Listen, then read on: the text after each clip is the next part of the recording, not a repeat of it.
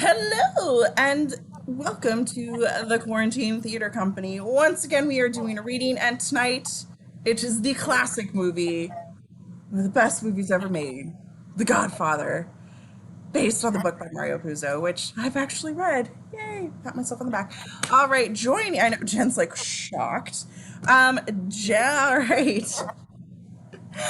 First and foremost, the most important person of the evening is going to be Ryan. Our buddy Ryan is doing the scene description. He is, as always, I say, scene description is the real hero here. Um, Followed by Ryan, we've got George. George is going to be Don Vito Corleone, amongst other people. We're all playing multiple parts tonight. Columbo down there is, Hunter is playing Michael Corleone tonight. Then we also have Jeremy. He's going to be Sonny Corleone. And then Jennifer is going to be Clemenza and Carlo Rizzi and many other people. And then we've also got Travis. Travis, don't fuck this up tonight. Travis is going to be Tom Hagen and multiple characters. And then we also have Karina, the lovely Karina, with us. She's going to be Americo Bonacera and Rocco Lamponi and Captain McCluskey. Oh, wait, that's not the right accent for that name. Anyway, and then there's me. I will be. Who am I? Who am I? I'm going to be Fredo. And I will also be Kay and Aplonia because I wanted to say the words that she says. So without further ado, I hand it over to you, Ryan. Thank you. Thank you. All right. Interior day, Don's office, summer, 1945. The Paramount logo is presented austerely over a black background. There's a moment's hesitation, and then the simple words in white lettering, The Godfather. While this remains, we hear. Oh, okay, I'll go ahead with it. We hear, I believe in America.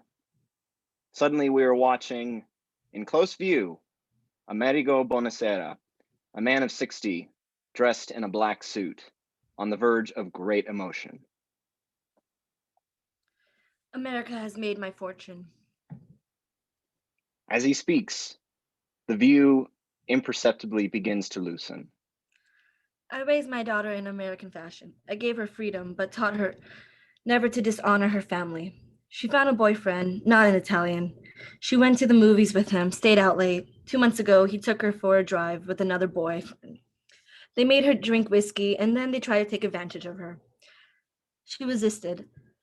She kept her honor, so they beat her like an animal.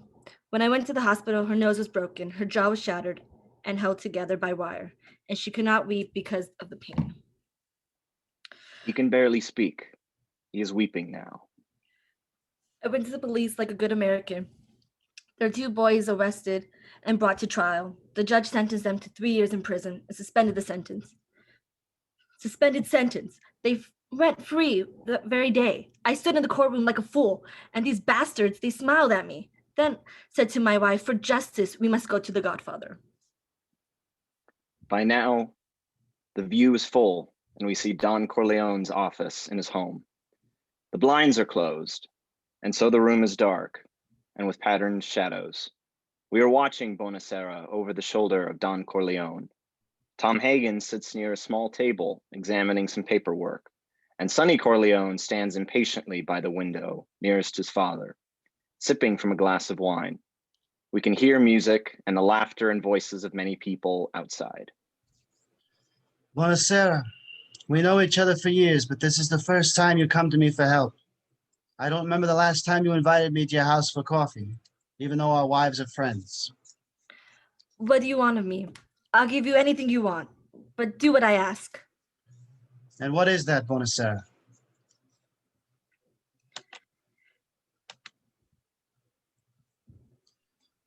No. Bonacera whispers into the Don's ear. No, you asked for too much. I ask for justice. The court gave you justice. An eye for an eye. But your daughter is still alive. Then make them suffer as she suffers. How much shall I pay you? Both Hagen and Sonny react. You never think to protect yourself with real friends. You think it's enough to be an American. All right, the police protects you. There are courts of laws. You don't need a friend like me. And now you come to me and say, Don Corleone, you must give me justice. And you don't ask in respect or friendship. And you don't think to call me Godfather. Instead, you come to my house on the day my daughter is to be married and you ask me to do murder for money. America's been good to me. Then take the justice from the judge, the bitter with the sweet, Sarah. But if you come to me with your friendship, your loyalty, then your enemies become my enemies, and then believe me, they would fear you. Slowly, Bonacera bows his head and murmurs. Be my friend. Good.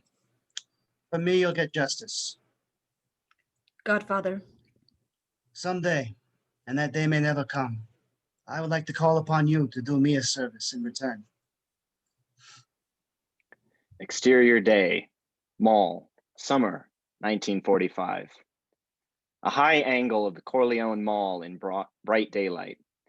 There are at least 500 guests filling the main courtyard and gardens. There is music and laughing and dancing and countless tables covered with food and wine. Don Corleone stands at the gate, flanked on either side by a son, Fredo and Sonny, all dressed in the formal attire of the wedding party. He warmly shakes the hands, squeezes the hands of the friends and guests, pinches the cheeks of the children, and makes them all welcome. They in turn carry with them gallons of homemade wine, cartons of freshly baked bread and pastries, and enormous trays of Italian delicacies. The entire family poses for a family portrait. Don Corleone, Mama, Sonny, his wife, Sandra, and their children, Tom Hagen and his wife, Teresa, and their baby, Constanzia, the bride and her bridegroom, Carlo Rizzi. As they move into the pose, the Don seems preoccupied. Where's Michael? He'll be here, Pop. It's still early. Then the picture will wait for him. Everyone in the group feels the uneasiness as the Don moves back to the house. Sonny gives a delicious smile in the direction of the maid of honor, Lucy Mancini. Hey, wait a minute. She returns it. Then he moves to his wife. Sandra, watch the kids. They're running wild. You watch yourself. Hagen kisses his wife and follows the Don, passing the wine barrels, where a group of 4 men nervously wait. Tom crooks a finger at Nazarene, who double checks that he is next, straightens, and follows Hagen. Exterior day, mall entrance, summer 1945. Outside the main gate of the mall, several men in suits, working together with a man in a dark sedan, walk in and out of the rows of parked cars, writing license plate numbers down in their notebooks. We hear the music and laughter coming from the party in the distance. A man stops at a limousine and copies down the number. Barzini, dignified in a black Homburg, is always under the watchful eyes of 2 bodyguards as he makes his way to embrace Don Corleone in the courtyard. The men walk down another row of parked cars, but another number in the notebook. A shiny new Cadillac with wooden bumpers. Peter Clemenza, dancing the tarantella joyously, bumping bellies with ladies. Polly! Wine! Wine! Oh, there goes my freaking wine. Oh. He mops his sweating forehead with a big handkerchief. Polly hustles, gets a glass of icy black wine, and brings it to him. You look terrific on the dance floor, on the floor. What are you? Dance judge? Go do your job. Take a walk around the neighborhood. See everything is okay. Polly nods and leaves. Clemenza takes a breath and leaps back into the dance. The men walk down another row of parked cars, but another number in the notebook. Tessio, a tall, gentle-looking man, dances with a 9-year-old girl, her little black party shoes planted on his enormous brown shoes. The men move on to other parked cars when Sonny storms out of the gate, his face flushed with anger, followed by Clemenza and Polly. Buddy, this is a private party. The man doesn't answer, but points to the driver of the sedan. Sonny menacingly thrusts his reddened face at him, The driver merely flips open his wallet to a greed card without saying a word. Sonny steps back, spits on the ground, turns and walks away, followed by Clemenza, Polly, and 2 other men. He doesn't say a thing for most of the walk back into the courtyard, and then muttered to Polly, Goddamn FBI don't respect nothing. Nothing. Interior day, Don's office, summer 1945. Don Corleone sits quietly behind his massive desk in the dark study. A fine boy from Sicily, captured by the American army and sent to New Jersey as a prisoner of war. Nazarene, my friend, tell me what I can do. Now that the war is over, Enzo, this boy is being repatriated to Italy. And you see, Godfather, my daughter, You want him to stay in this country? Godfather, you understand everything. Tom, what we need is an act of Congress to allow Enzo to become a citizen. An act of Congress? It'll cost. The Don shrugs. Such are the way with those things. Nazarene nods. Is that all? Godfather, thank you. Oh, wait, till you see the cake I made for your beautiful daughter. Nazarene backs out, all smiles, and nods to the Godfather. Don Corleone rises and moves to the Venetian blinds. Who do I give this job to? The Don moves to the windows, peeking out through the blinds. Not to one of our paisans. Give it to one of the Jewish congressmen in another district. Who else is on the list for today? The Don is peeking out to the men around the barrel, waiting to see him. Francisco Nippy, his nephew, has been refused parole. Bad case. Exterior day, mall, summer 1945. What he sees. Nippy waits nervously by the barrel. His father worked with you in the freight yards when you were young. Luca Brasi sitting alone, grotesque and quiet. He's not on the list, but Brasi wants to see you. Interior day, Don's office, summer 1945. The Don turns to Hagen. Is it necessary? You understand him better than anyone. The Don nods to this, turns back to the blinds and peeks out. Exterior day, mall, summer 1945. What he sees. Michael Corleone, dressed in the uniform of a Marine captain, leads Kay Adams through the wedding crowd, occasionally stopped and greeted by friends of the family. Interior day, Don's office, summer 1945. The Don inside the office, peering through the blinds, following them. Exterior day, mall, summer 1945. Michael moves through the crowd, embraces Mama, and introduces her to his girl. Exterior day, office window, summer 1945. The Don's eyes peering through the blinds. Exterior day, mall tables, summer 1945. Kay and Michael settle by a table on the edge of the wedding, burdened down with plates of food and glasses and wine. She is exhilarated by the enormity of the affair, the music, and the vitality.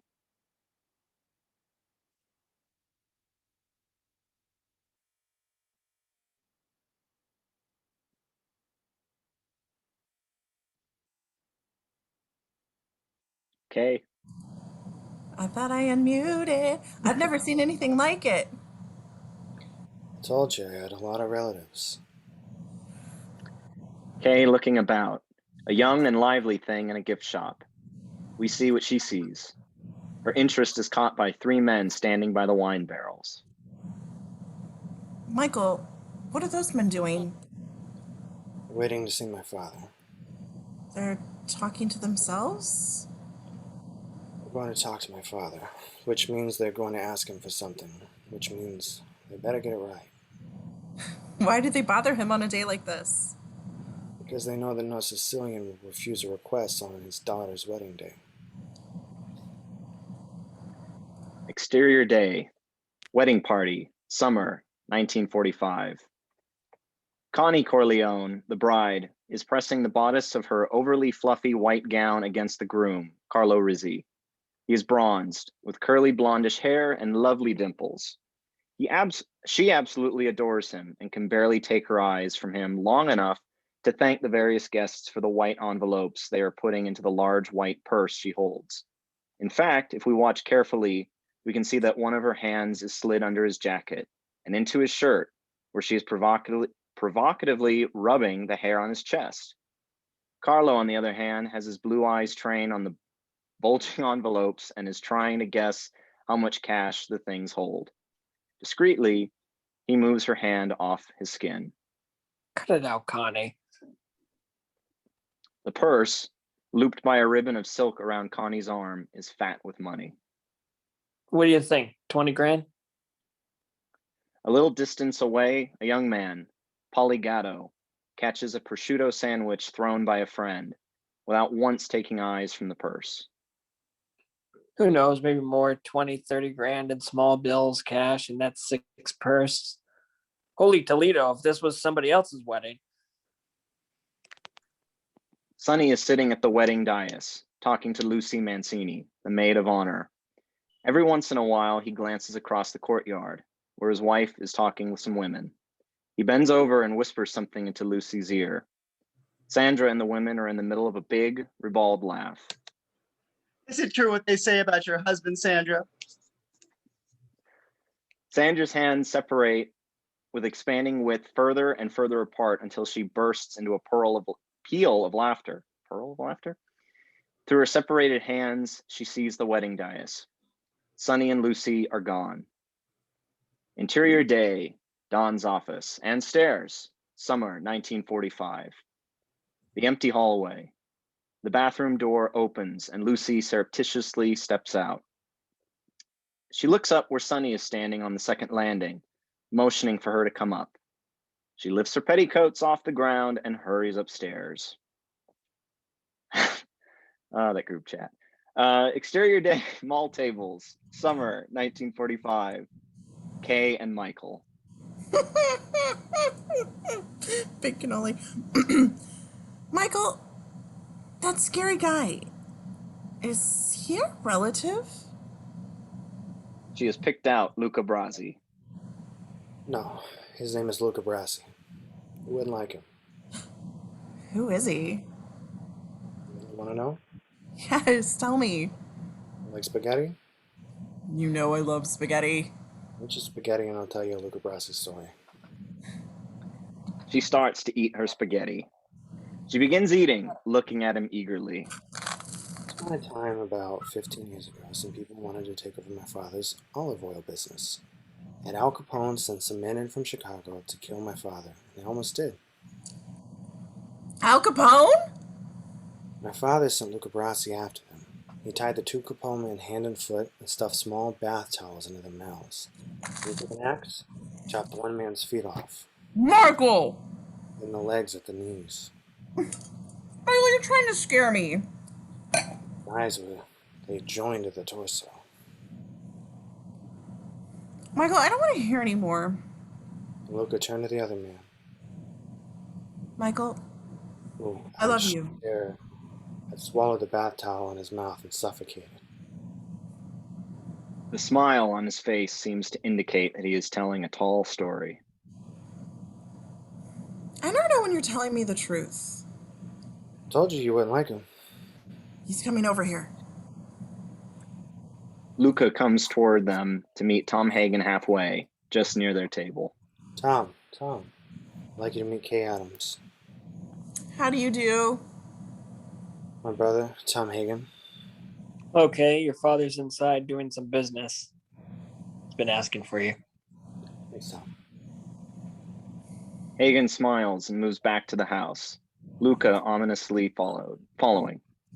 So, if he's your brother, why does he have a different name? My brother Sonny found him living in the streets when he was a kid, so my father took him in. He's a good lawyer. Interior day, Don's office, summer 1945. Don Corleone at the window. He has seen the intimacy of the young couple. Don Corleone! The Don turns to the stiffly formal Luca. and he moves forward to kiss his hand. He takes the envelope from his jacket, holds it out, but does not release it until he makes a formal speech. Don Corleone, I am honored and grateful that you invited me to your home on the wedding day of your daughter. May your first child be a masculine child. I pledge my never-ending loyalty for your daughter's bridal purse. Thank you, Luca, my most valued friend. The Don takes it and then Luca's hand, which he squeezes so tightly he might imagine it to be painful. Let me leave you, Don Corleone. I know you are busy. Oh, he turns, almost an about face, and leaves the study with the same formality he entered with. Don Corleone breathes more easily and gives the thick envelope to Hagen. I'm sure it's the most generous gift today. The senator called, apologized for not coming personally, but said you'd understand. Also, some of the judges, they all send gifts, and another call for Vigil Salazzo. Don Corleone is not pleased. The action is narcotics. Salazzo has contacts in Turkey for the poppy, in Sicily for the plants to process down to morphine or up to heroin. Also, he has access to this country. He's coming in for us for our financial help and some sort of immunity from the law. For that, we get a piece of the action. I couldn't find out how much Salazzo is vouched for by the Taliglia family, and they may have a piece of the action. They call Salazzo the Turk. He spent a lot of time in Turkey and is supposed to have a Turkish wife and kids. He was supposed to be very quick with the knife, or was when he was younger. Only matter of business with some reasonable complaint. Also, he has an American wife and 3 children, and he is a good family man. Don nods. He's his own boss and very competent. And with prison record. 2 terms, 1 in Italy, 1 in the United States. He is known to the government as the top narcotics man. That could be a plus for us. He could never get immunity to testify. When did he call? This morning. On a day like this. Consigliere, do you also have in your notes the Turk made his living from prostitution before the war, like the Tartaglias do now? Write that down before you forget it. The Turk will wait. We now begin to hear a song coming from the loudspeakers from outside, in Italian, with unmistakable style. What's that? It sounds like Johnny. He moves to the window, pulls the blinds up, flooding the room with light. It is Johnny. He came all the way from California to be at the wedding. Should I bring him in? No. Let the people enjoy him. You see, he's a good godson. It's been 2 years. He's probably in trouble again. Exterior day, mall, summer 1945. Johnny Fontaine on the bandstand, singing to the delight and excitement of the wedding guests. I didn't know your family knew Johnny Fontaine. Oh, I used to come down to New York whenever he sang at the Capitol and scream my head off. it's my father's godson. It wasn't his whole career. Johnny finishes the song and the crowd screams with delight. They call out for another when Don Corleone appears. My godson has come 3,000 miles to do us honor, and no one thinks to wet his throat. At once, a dozen wine glasses are offered to Johnny, who takes a sip from each as he moves to embrace his godfather. I kept trying to call you after my divorce, and Tom always said you were busy. When I got the wedding invitation, I knew you weren't sore at me anymore, Godfather. Can I do something for you still? You're not too rich or too famous that I can't help you? I'm not rich anymore, Godfather, and my career, I'm almost washed out. He's very disturbed. The godfather indicates that he come with him to the office so no one will notice. He turns to Hagen. Tell Santino to come with us. He should hear some things. They go, leaving Hagen scanning the party looking for Sonny. Interior day, Don's office, summer 1945. Hagen glances up the staircase. Sonny? Then he goes up. Interior day, Dawn's upstairs room. Summer 1945. Sonny and Lucy are in a room upstairs. He has lifted her gown skirts almost over her head and has her standing against the door. Her face peeks out from the layers of petticoats around it like a flower in ecstasy. Sonny? Her head bouncing against the door with the rhythm of his body. But there is a knocking as well. They stop, freeze in that position. Sonny, you in there? Interior day, Dawn's upstairs hallway, summer 1945. Outside, Hagen by the door. The old man wants you. Johnny's here. He's got a problem. Okay, 1 minute. Hagen hesitates. We hear Lucy's head bouncing against the door again. Tom leaves. Interior day, Dawn's office, summer 1945. Act like a man. By Christ in heaven, is it possible you turned out no better than a Hollywood Finocchio? Both Hagen and Johnny cannot refrain from laughing. The Don smiles. Sonny enters as noiselessly as possible, still adjusting his clothes. All right, Hollywood. Now tell me about this Hollywood Penadavanta who will let you work. He owns the studio. Just a month ago, he bought the movie rights to this book, a bestseller, and the main character is a guy just like me. I wouldn't even have to act, just be myself. The Don is silent, stern. You take care of your family. Sure. He glances at Sonny, who makes himself as inconspicuous as he can. You look terrible. I want you to eat well, to rest, and spend time with your family. And then at the end of the month, this big shot will give you the part you want. It's too late. All the contracts have been signed. They're almost ready to shoot. I'll make him an offer he can't refuse. He takes Johnny to the door, pinching his cheek hard enough to hurt. Now go back to the party and leave it to me. He closes the door, smiling to himself, turns to Hagen. When does my daughter leave with her bridegroom?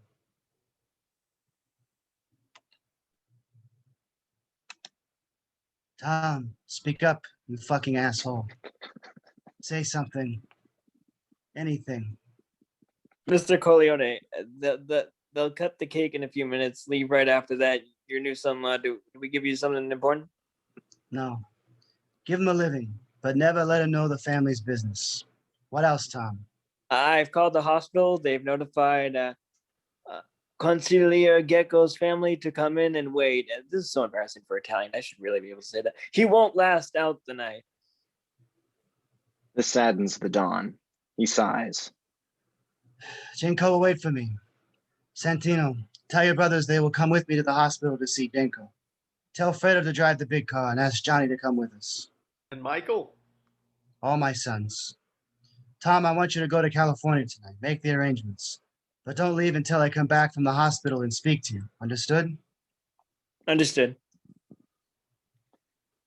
Exterior day, mall, summer 1945. Now all the wedding guests excitedly clap their hands over the entrance of the cake. Nazarene is beaming as he wheels in a serving table containing the biggest, gaudiest, most extravagant wedding cake ever baked, an incredible monument of his gratitude. The crowd is favorably impressed. They begin to clink their knives or forks against their glasses in the traditional request for the bride to cut the cake and kiss the groom. Louder and louder, 500 forks hitting 500 glasses. Exterior day, mall, summer 1945. Silence. High angle on the mall, late day. The guests are gone. A single black car is in the courtyard. Freddie is behind the driver's seat. The Don enters the car, looks at Michael, who sits between Sonny and Johnny in the rear seat. Will your girlfriend get back to the city all right? Tom said he'd take care of it. The Don pulls the door shut, and the car pulls out through the gate of the great Corleone Mall. Interior day, hospital corridor. summer 1945. A long white hospital corridor, at the end of which we can see a grouping of 5 women, some old, some young, but all plump and dressed in black. Don Corleone and his sons move toward the end, but then the Don slows, putting his hand on Michael's shoulder.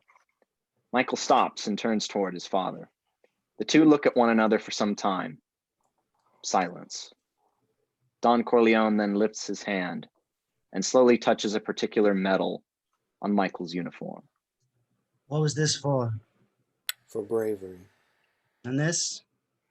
for killing a man. What miracles you do for strangers. I fought for my country. It was my choice. Now what do you choose to do? I'm going to finish school. Good. When you're finished, come and talk to me. I have hopes for you. Again, they regard each other without a word. Michael turns and continues on. Don Corleone watches a moment and then follows. Interior day, hospital room, summer 1945. Don Corleone enters the hospital room, moving closest to our view. He is followed by his sons, Johnny, and the women. Ginkgo, I've had my sons to pay their respects. And look, even Johnny Fontaine, all the way from Hollywood. Jenko is a tiny, wasted skeleton of a man. Don Corleone takes his bony hand as the others arrange themselves around his bed, each clasping the other hand in turn. Godfather, it's your daughter's wedding day. You cannot refuse me. Cure me. You have the power. I have no such power. But Ginkgo, don't fear death. It's been arranged then. You blaspheme. Resign yourself. You need your old consigliere who will replace me. Stay with me, Godfather. Help me meet death. If he sees, he will be frightened and leave me in peace. You can say a word, pull in a few strings, eh? We'll outwit that bastard as we outwitted all those others. Godfather, don't betray me. The Don motions all the others to leave the room. They do. He returns his attention to Jenko, holding his hand and whispering things we cannot hear. And they wait for death. Interior night, airplane, summer 1945. Fade in. The interior of a non-stop constellation. Hagen is one of the very few passengers on this late flight. He looks like any young lawyer on a business trip. He is tired from the difficult preparation and duties that he has just executed during the wedding. On the seat next to him is an enormous, bulging briefcase. He closes his eyes. Interior night, Honeymoon Hotel, summer 1945. The Honeymoon Hotel. Carlo and Connie. Carlo is in his undershorts, sitting up on the bed, anxiously taking the envelopes out of the silk bridal purse and counting the contents. Connie prepares herself in the large marble bathroom. She rubs her hands over his bronze shoulders and tries to get his interest. Interior night, Don's office, summer 1945. Don Corleone in his office, Luca Brasi sitting near him. Luca, I'm worried about this man, Salazzo. Find out what you can through the Italians. Let them believe you could be tempted away from the Corleone family if the right offer was made. Learn what he has under his fingernails. Interior night, Mancini apartment, hall, summer 1945. The hallway of an apartment building. Sonny enters, climbs 2 steps at a time. He knocks and then whispers. It's me, Sonny. The door opens and 2 lovely arms are around him, pulling him into the apartment. Interior night, Luca's room, winter 1945. Luca Brasi's tiny room. He is partly dressed. He kneels and reaches under his bed and pulls out a small locked trunk. He opens it and takes out a heavy, bulletproof vest. He puts it on over his wool undershirt and then puts on his shirt and jacket. He takes his gun, quickly disassembles, checks, and reassembles it, and leaves. Interior night, Don's office, summer 1945. A close view of Don Corleone thinking quietly. Interior night, moving train, summer 1945. Michael and Kay on a train, speeding on their way to New Hampshire. Interior night, subway, winter 1945. Luca in his bulky jacket, sitting quietly on an empty subway train. Interior night, airplane, summer 1945. Hagen on the Constellation. He reaches into his briefcase and takes out several pictures and papers. One photograph is of a smiling man, Jack Woltz, linked arm in arm with 15 movie stars on either side, including a lovely young child star to his immediate right. Hagen considers other papers. Interior night, Don's office, summer 1945. Don Corleone looks and then moves Hagen into an embrace. He straightens his arms and looks at Tom deeply. Remember, my new consigliere. A lawyer with his briefcase can steal more than 100 men with guns. Exterior day, Woltz Estate gate, summer 1945. Jack Woltz Estate. Hagen stands before the impressive gate, armed only with his briefcase. A gate man opens the gate, and Tom enters. Exterior day, Woltz Gardens, summer 1945. Hagen and Woltz comfortably stroll along beautiful formal gardens, martinis in hand. You should have told me your boss was Corleone, Tom. I had to check you out. I thought you were just some third-rate hustler Johnny was wanting to bluff me. Florence, 13th century, decorated the garden of a king. They cross the garden and head toward the stables. Oh boy. I'm going to show you something beautiful. They pass the stables and come to rest by a stall with a huge bronze plaque attached to the outside wall. Khartoum. 2 security guards are positioned in chairs nearby. They rise as Woltz approaches. You like horses? I like horses. I love them. Beautiful, expensive race horses. The animal inside is truly beautiful. Woltz whispers to him with true love in his voice. Khartoum, you are looking at a $600,000 on 4 hoofs. I bet even Russian Cesars never paid that kind of dough for a single horse. But I'm not going to race him. I'm going to put him out to stud. Interior night, Woltz dining room, summer 1945. Hagen and Woltz sit at an enormous dining room table, attended by several servants. Great paintings hang on the walls. The meal is elaborate and sumptuous. Mr. Corleone is Johnny's godfather. That is very close, a very scared religious relationship. Okay, but just tell him this is one favor I can't give. But he should try me again on anything else. He never asked a second favor when he's been refused a first, understood? You smooth son of a bitch. Let me lay it on the line for you and your boss. Johnny Fontaine never gets that movie. I don't care how many Dago, Guinea, Wop, Greaseball, Goombas come out of the woodwork. I'm German Irish. Oh, God. Okay, my Kraut Mick friend. Johnny will never get that part because I hate that pinko punk. And I'm going to want him out of the movies. And I tell you why. He ruined one of the Waltz brothers' most valuable proteges. For 5 years, I had this girl under training, singing lessons, acting lessons, dancing lessons. We spent hundreds and thousands of dollars. I was going to make her a star. I'll be even more frank, just to show you that I'm not a hard-hearted man. That it wasn't all dollars and cents. That girl was beautiful and young and innocent, and she was the greatest piece of ass I've ever had. And I've had them all over the world. Then Johnny come along with the olive oil voice and guinea charm, and she runs off.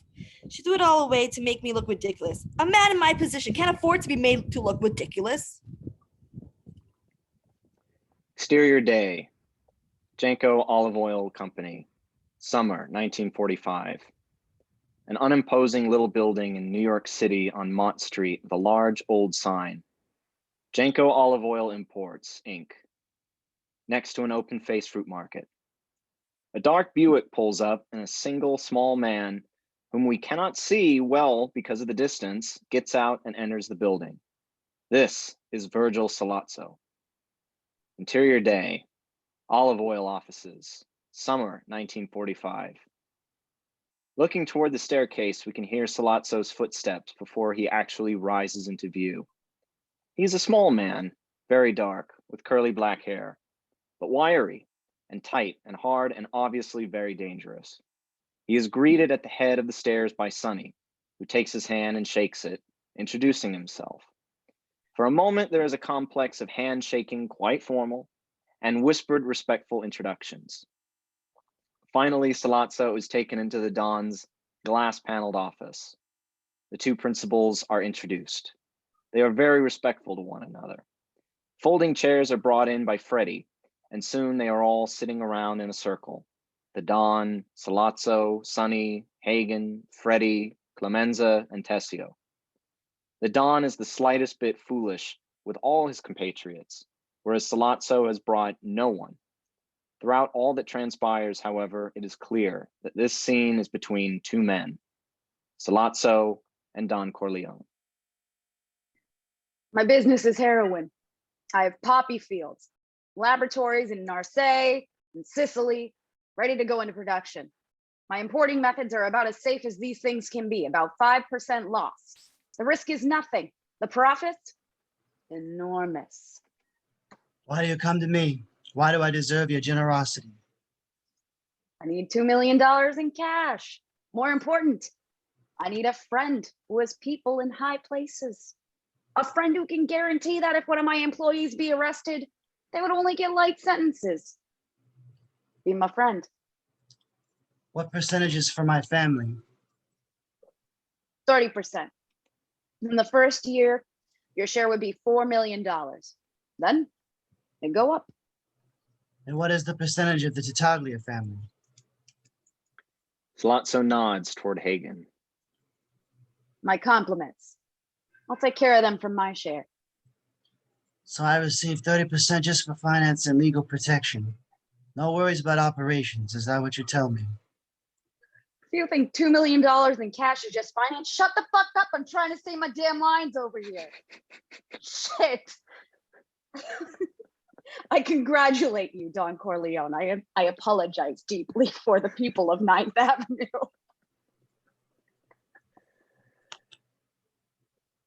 I'm walking here. There is a long silence in which each person present feels the tension. The Don is about to give his answer. I said I would see you because I've heard you're a serious man, to be treated with respect. But I'll say no to you. We feel this around the room. I'll give you my reasons. I have many, many friends in politics, but they wouldn't be so friendly if my business was narcotics instead of gambling. They think gambling is something like liquor, a harmless vice, and they think narcotics is dirty business. That's what it was. Sollazzo takes a breath. How a man makes his living is none of my business, but this proposition of yours is too risky. All the people in my family lived well the last 10 years. I won't risk that out of greed. Are you worried about security for your million? No. Damn it, Travis. The Tagulas will guarantee your investment also. This startles Sonny. He blurts out. Italia family guarantees our investment? Sollazzo hears him first and then very slowly turns to face him. Everyone in the room knows that Sonny has stepped out of line. Young people are greedy, and they have no manners. They speak when they should listen. But I have a sentimental weakness for my children, and I've spoiled them, as you see. But Signor Sollazzo, my no is final. Sollazzo nods, understands that this is the dismissal. He glances one last time at Sonny. He rises. All the others do as well. He bows to the Don, shakes his hand, and formally takes his leave. When the footsteps can no longer be heard, the Don turns to Sonny. Santino, never let anyone outside the family know what you're thinking. I think your brain is going soft from all that comedy you play with that young girl. Two office workers are carrying an enormous floral display with the word "thank you" spelled out in flowers. What is this nonsense? It's from Johnny. It was announced this morning he's going to play the lead in the new Waltz Brothers film. Interior day, Waltz's bedroom.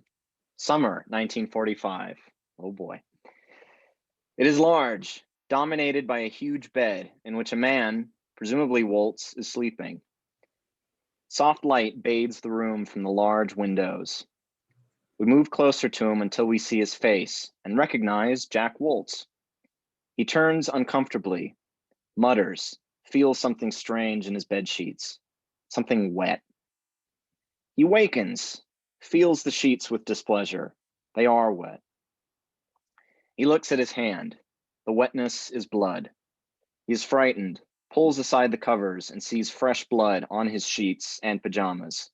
He grunts, pulls the puddle of blood in his bed. He feels his own body frantically, moving down, following the blood, until he is face to face with the great severed head of Khartoum lying at the foot of his bed. Just blood from the hacked neck. White, reedy tendons show. He struggles up to his elbows in the puddle of blood to see more clearly. Froth covers the muzzle, and the enormous eyes of the animal are yellowed and covered with blood. Waltz tries to scream, but cannot. No sound comes out. Then, finally and suddenly, an ear-splitting scream of pure terror escapes from Waltz, who is rocking on his hands and knees in an uncontrolled fit, blood all over him. Interior day, olive oil offices, summer 1945. Close view on the Godfather, nodding. Send Johnny my congratulations. Fade out. Scenes 12 and 12 omitted. Okay, two scene 12s. Fade in. Exterior day, Fifth Avenue, winter 1945. Fifth Avenue in the snow, Christmas week. People are bundled up with rosy faces, rushing to buy presents. Kay and Michael exit a Fifth Avenue department store, carrying a stack of gaily wrapped gifts arm in arm.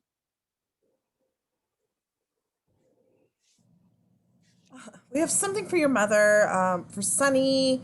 We have got the tie for Fredo, and Tom Hagen gets the Reynolds pen. What do you want for Christmas? Just you. They kiss. Interior day, hotel room, winter 1945. Close on a wooden radio, playing quiet music. The view pans around the dark hotel room, curtained against the daylight. We'll have a quiet civil ceremony at the city hall. No big fuss, no family, just a couple of friends as witnesses. The two are in each other's arms in a mess of bed sheets on the two single beds that they have pushed together. What will your father say? As long as I tell him beforehand, he won't object. He'll be hurt, but he won't object. What time do they expect us? For dinner, unless I call and tell them we're still in New Hampshire. Michael. We can have dinner, see a show, and spend one more night. He moves to the telephone. Operator, get me 555-555. What are you doing, Michael? The long distance operator here. Hello, this is long distance. I have a call from New Hampshire. Mr. Michael Corleone. One moment, please. She hands the phone to Michael, who continues the deception. Hello, Tom. Michael, yeah, listen, we haven't left yet. Driving down to the city with Kay tomorrow morning. Something important I want to tell the old man before Christmas. Will he be home tomorrow night? Interior day, olive oil office, winter 1945. Hagen in the olive oil company office. In the background, through the glass partitions, we can see the Don at work in his office. Tom is tired and steeped in paperwork. Sure, anything I can do for you. No, I guess I'll see you Christmas. Everyone's going to be out at Long Beach, right? Right. He smiles. Michael is hung up. He looks at the piles of work, and can't face it. He rises, puts on his coat and hat, and continues out. He peeks into the Don's office. Michael called. He's not leaving New Hampshire until tomorrow morning. I've got to go. I promised Teresa I'd pick up some toys for the kids. The Don smiles and nods. Tom smiles and leaves, our view remaining with Don Corleone. Freddie is sitting on a bench in the corner, reading the afternoon paper. He puts aside the papers the office manager has prepared for him, and then moves to Freddie, raps his knuckles on his head to take his nose out of the paper. Tell Polly to get the car from the lot. I'll be ready to go home in a few minutes.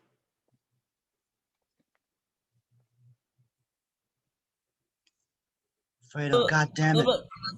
Sorry, Pop. I'll have to get it myself. Polly called in sick this morning. It's the third time this month. I think maybe you'd better get a healthier bodyguard for me. Tell Tom. Well, he's a good kid. If he's sick, he's sick. I don't mind getting in the car. Freddie leaves. He slowly puts on his jacket, looks out his window. Exterior dusk, Olive Oil Company, winter 1945. Freddie crosses the street. Interior dusk, Olive Oil Office, winter 1945.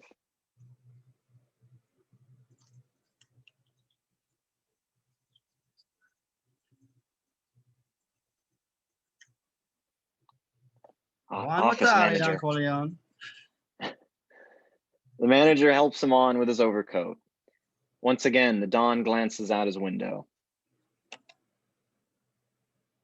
Oh, the black car pulls up, Freddie driving. Merry Christmas. And he starts down the stairs.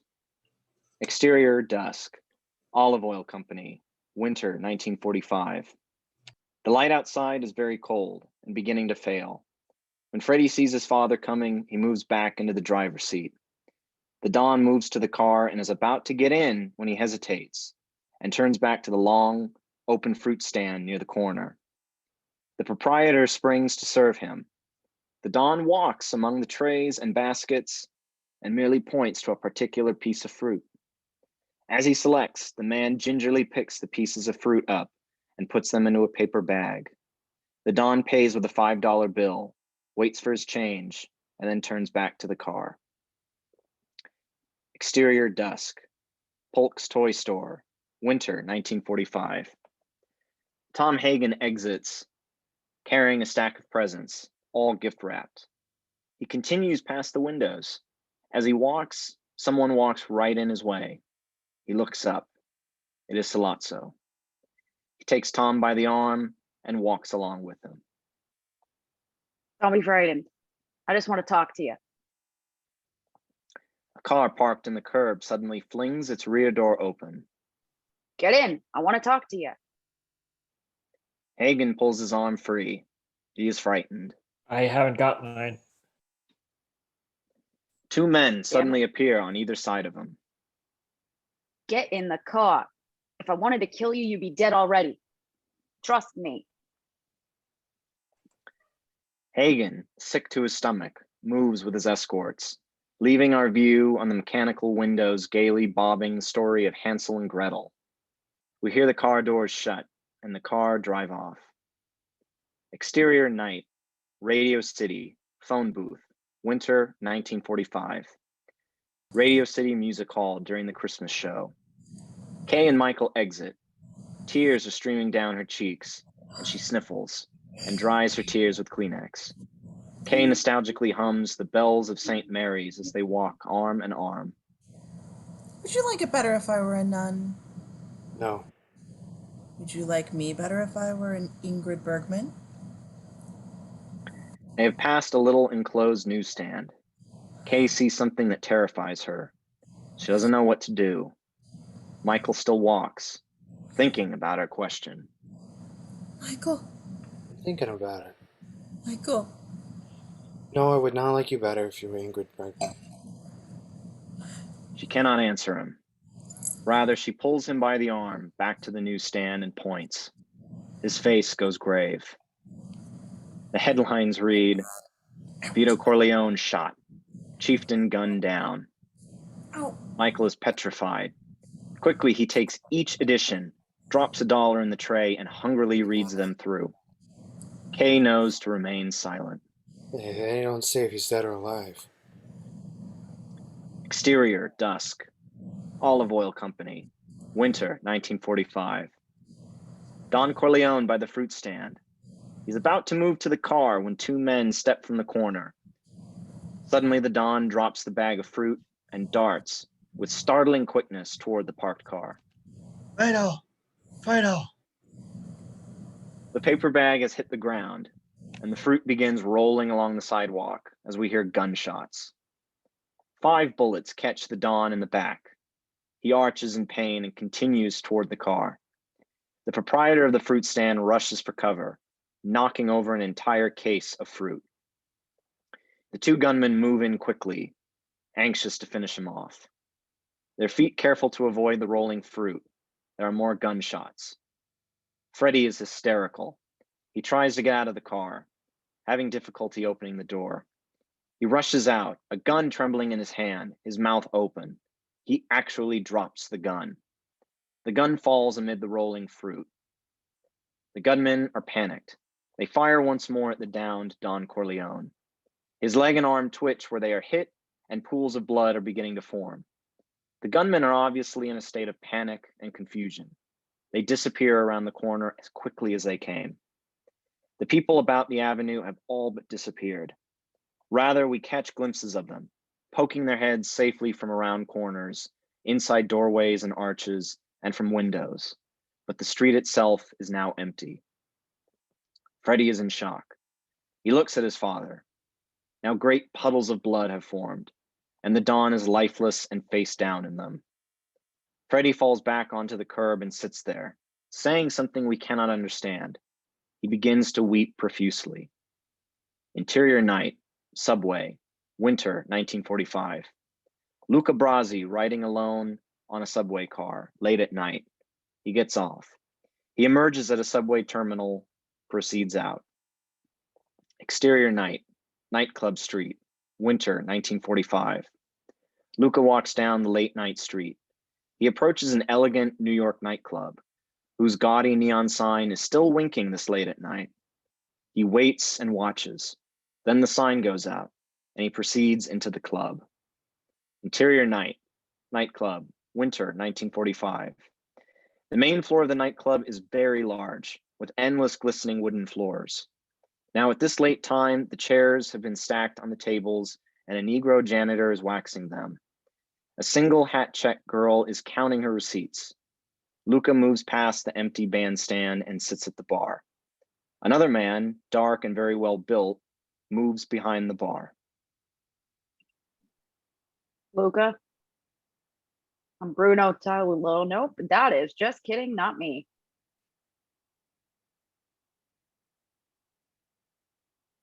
Is it? Is it me? Is it me, Mario? No? is it you or is it a me? Because I'm a Don Felipe Titalia. I know one thing. I'm not Luca. Sure. But Luca, I'm a Bruno Titalia. Great. I know.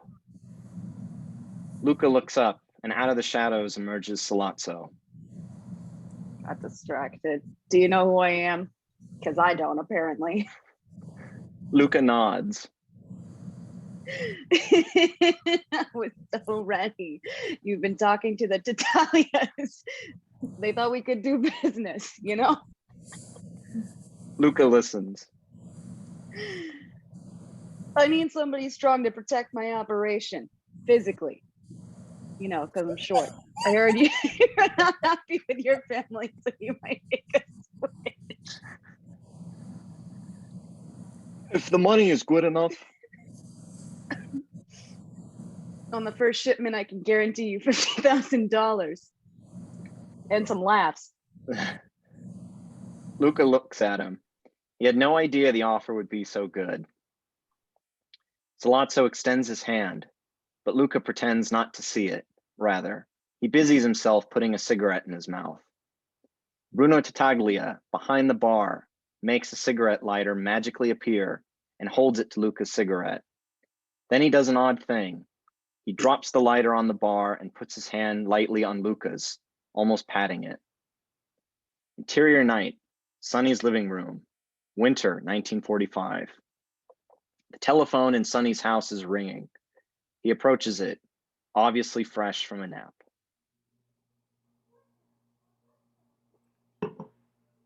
Yeah.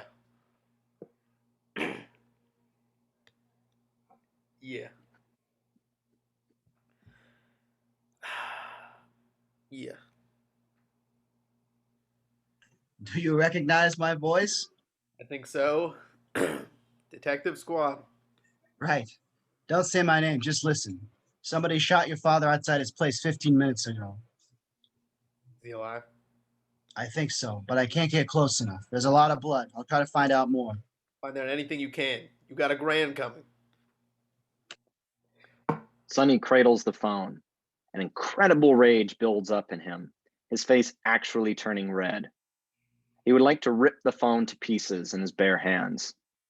Then he controls it. Quickly, he dials another number. Teresa, let me talk to Tom. Not yet. Have him call me as soon as he gets home. He hangs up.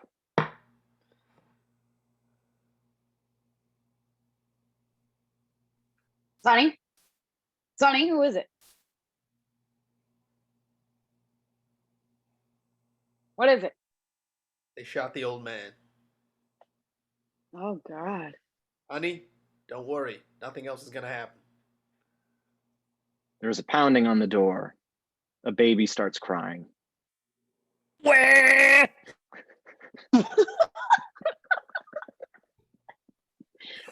Sonny, when did our child become a man-child? What happened?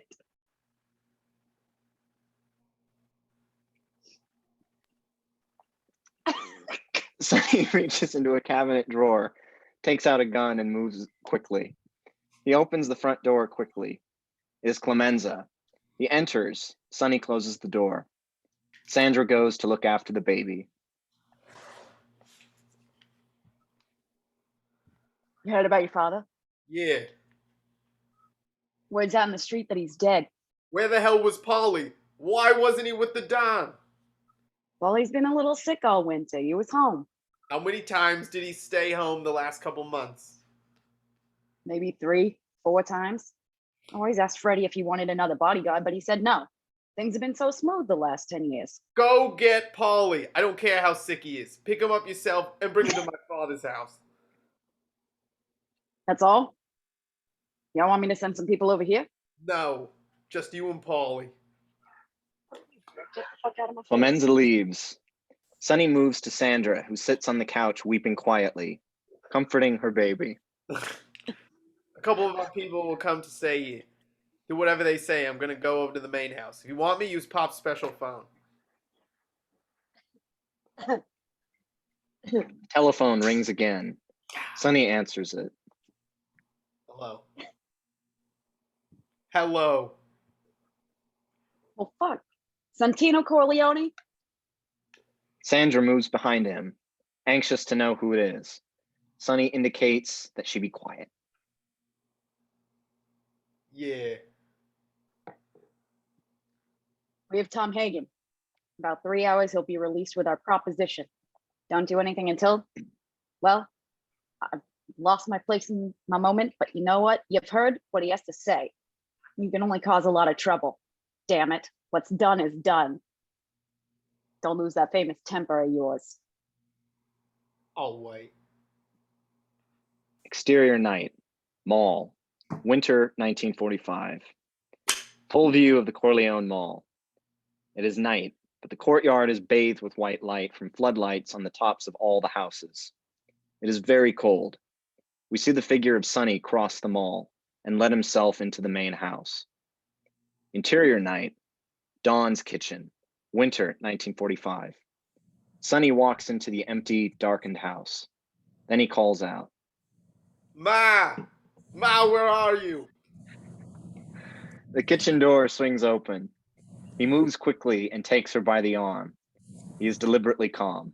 Ma, I just got a call. Pop's hurt. I don't know how bad. Santino, have they killed him? We don't know yet, Ma. I'll get dressed so in case we can see him.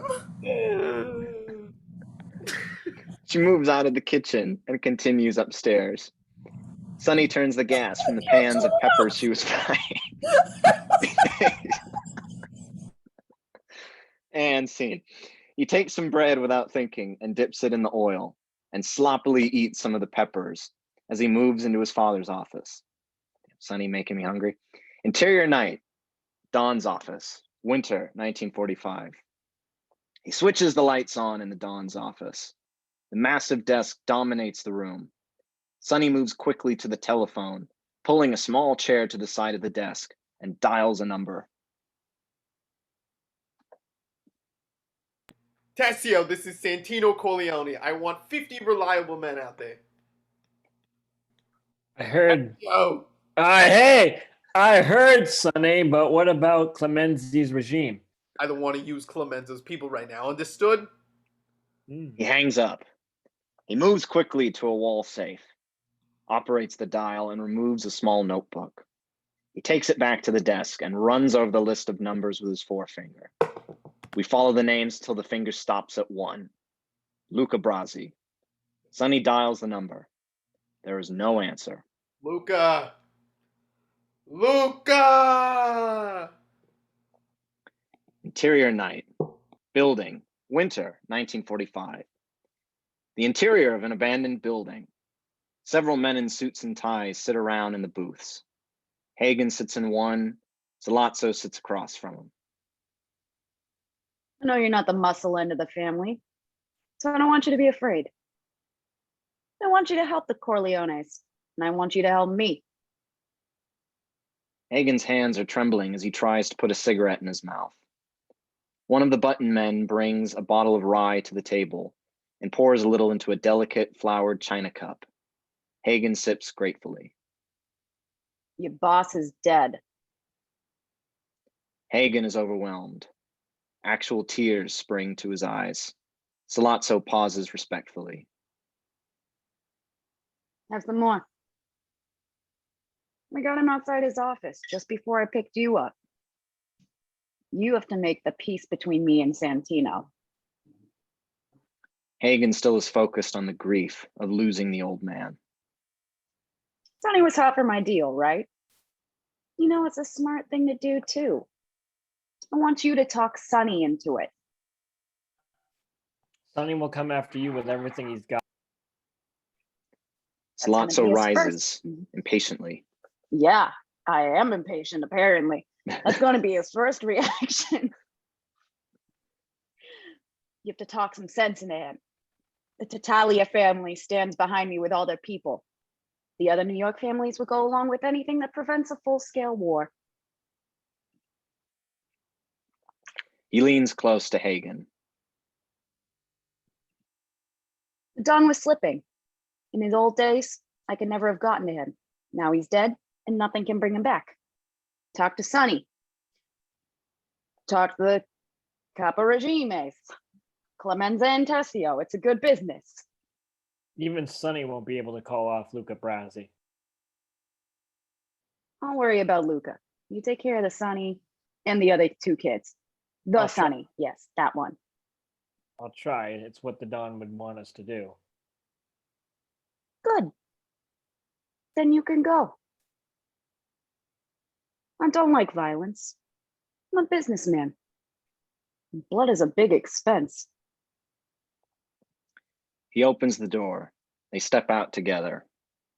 Exterior night, building. Hagen, Sollozzo exit. But a car pulls up and one of Sollozzo's men rushes out. He indicates with some urgency that he wants to talk to Sollozzo in private. Then Sollozzo moves with a grave expression. He opens the door, indicating that Hagen should be led back in. The old man is still alive. 5 bullets in his Sicilian hide, and he's still alive. Bad luck for me, bad luck for you. And also, is there a way that we could pause for me, because my roommate keeps calling me and it's now the 2nd time. Okay. And okay. Michael driving during the night. There's a little fog in the air, and moisture has formed on the windshield, making it difficult to see well. The wipers move across the view as the gate of the Corleone Mall appears before us, still decorated for Christmas. The courtyard is bathed with white floodlight, giving this place a cold and isolated look. The narrow entrance mouth of the mall is sealed off with a link chain. There are strange cars parked along the curving cement walk. Several men are congregated about the gate and chain. One of them approaches Michael's car. Who are you? Another peeks his ugly face almost right up to Michael and then turns. It's the Don's kid. Oh, it's the Don's kid. Take the car. I'll bring him inside. First man opens the door and Michael steps out. The hallway of the main house is filled with men Michael doesn't recognize. They pay little attention to him. Most of them are waiting, sitting uncomfortably. No one is talking. Michael moves into the living room. There is a Christmas tree and countless greeting cards taped to the walls. Teresa Hagen is sitting stiffly on the sofa, smoking a cigarette on the coffee table. In front of her is a water glass half filled with whiskey. On the other side of the sofa sits Clemenza. His face is impassive, but he is sweating, and the cigar in his hand glistens slightly black with his saliva. Polygato sits tensely and alone on the other side of the room. Clemenza sees Michael, looks up at him. Your mother's at the hospital with the old man. He's gonna pull through. Thanks. You heard from Tom yet? Without looking up, she clings to him for a moment and trembles. Occasionally, strange men will cross to the room. Everyone speaks in a whisper. Come on. He leads her into his father's office without knocking. Sonny and Tessio are huddled around a yellow pad. They look up, startled. Don't worry, Teresa. They just want to give Tom the proposition. Then they're going to turn him loose. He reassuringly hugs Teresa, and then to Michael's surprise, he kisses him on the cheek. I was worried when we couldn't get in touch with you in that hick town. How's Mom? Good. She's been through it before. Me too. You were too young to know about it. You better wait outside. There's some things you shouldn't hear. I can help you out. Oh no, you can't. The old man be sore as hell if I let you get mixed up into this. Jesus Christ, he's my father, Sonny. Teresa! Alright, Mikey. Who do we have to hit? Clemenza or Polly? What? One of them fingered the old man. Michael didn't realize that the men waiting outside were on trial for their lives. Clemenza? No, I don't believe it. You're right, kid. Clemenza's okay. It was Polly. How can you be sure? On the 3 days Polly was sick this month, he got calls from a payphone across from the old man's building. We got people in the phone company.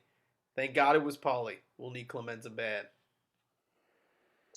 Michael is just realizing the gravity and extent of the situation. Is it going to be all out war like last time? Until the old man tells me to different. Then wait, Sonny. Talk to Pop. The Lotso is a dead man. I don't care what it costs. I don't care if we have to fight all the 5 families in New York. The Tatalia family's going to eat dirt. I don't care if we all go down together. That's not how Pop would have played it. I know I'm not the man he was, but I'll tell you this, and he'll tell you too, when it comes to real action, I can operate as good as anybody short range. All right, Sonny. All right. Christ! If I could only contact Luca. Is it like they say? Is he that good? Outside, we hear Teresa cry out, almost a scream of relief, then open the door and rush out. Everyone is standing in the doorway. Tom Hagen is wrapped in a tight embrace with his wife. If I plead before the Supreme Court, I'll never do better than I did tonight with that Turk. The windows of the main house are dark, except for the dawn study. It stands out against the cold, dark night. The living room is empty, save for Polygato sitting on the edge of the sofa. The clock reads 4 a.m. Sonny, Michael, Hagen, Clemenza, and Tessio, all exhausted in shirt sleeves, about to fall asleep. It is 4 a.m. There is evidence of many cups of coffee and many snacks. Many snacks. Hoo-ah! They can barely talk anymore.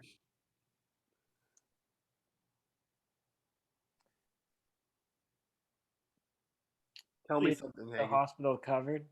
The cops have it locked in, And I got my people there visiting Pop all the time. What about the hit list? Too much, too far, too personal. The Don would consider this all purely business dispute. Get rid of Salazzo and everything falls in line. You don't have to go after the Tecatecalayas. Mm. You know what I mean? Mm-hmm. Yeah, you know what I mean. What about Luca? Salazzo didn't seem worried about Luca. That worries me, yeah. If Luca sold out, we're in real trouble. Has anyone been able to get in touch with him? No. And I've been calling all night. Maybe he's shacked up. Luca never sleeps over with a broad. He always goes home. He's through. Mike, keep ringing Luca's number. Michael, very tired, picks up the phone and dials the number once again. He can hear the phone ringing on the other end, but no one answers, then hangs up. Keep trying every 15 minutes. Tom, you're the consigliere. What do we do if the old man dies? Without your father's political contacts and personal influence, the Corleone family loses half its strength. Without your father, the other New York families might wind up supporting Salazzo and the Taglias. Just to make sure there isn't a long destructive war. The old days are over. This is 1946. Nobody wants bloodshed anymore. If your father dies, makes the deal, Sonny. That's easy to say. It's not your father. I was as good a son to him as you, or Mike. Oh, Christ, Tom, I didn't mean it that way. We're all tired. Okay. We sit tight until the old man can give us the lead. But Tom, I want you to stay inside the mall. You too, Mike, no chances. Tessio, you hold your people in reserve, but have them nosing around the city. The hospital is yours. I want it tight, foolproof, 24 hours a day.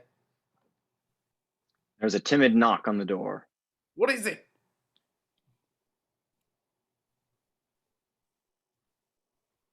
Well, I told you to stay put, Polly. The guy at the gate outside says there's a package. Tessio, see what it is. You want me to hang around? Yeah, hang around. Outside? Outside. Sure. Clemenza, you take care of Polly. I don't ever want to see him again. Understood? Understood. Okay. Now you can move your men into the mall. Replace Tessio's people. Mike, tomorrow you can take a couple of Clemenza's people and go to Luca's apartment and wait for him to show. That crazy bastard might be going after Salazzo right now if he's heard the news. Maybe Mike shouldn't get mixed up in this so directly. You know the old man doesn't want that. Okay, forget it. Just stay on the phone. Michael is embarrassed to be so protected. He dials Luca Brasi's number once again. The ring repeats, but no one answers. Tessio comes back, carrying Luca Brasi's bulletproof vest in his hand. He unwraps it. Oh boy. There is a large fish wrapped inside. A Sicilian message. Luca Brasi, he sleeps with the fishes. Luca sits at the bar of the Tattaglia nightclub, as we remember him. Bruno Tattaglia has just patted his hand. Luca looks up at him. Then Salazzo pats the other hand, almost affectionately. Luca is just about to twist his hands away when they both clamp down as hard as they can. Suddenly, a garrote is thrown around his neck and pulled violently high.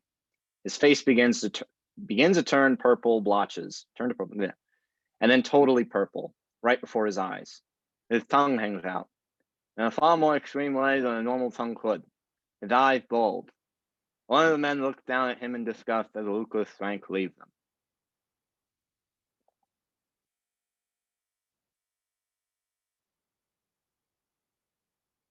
Bruno.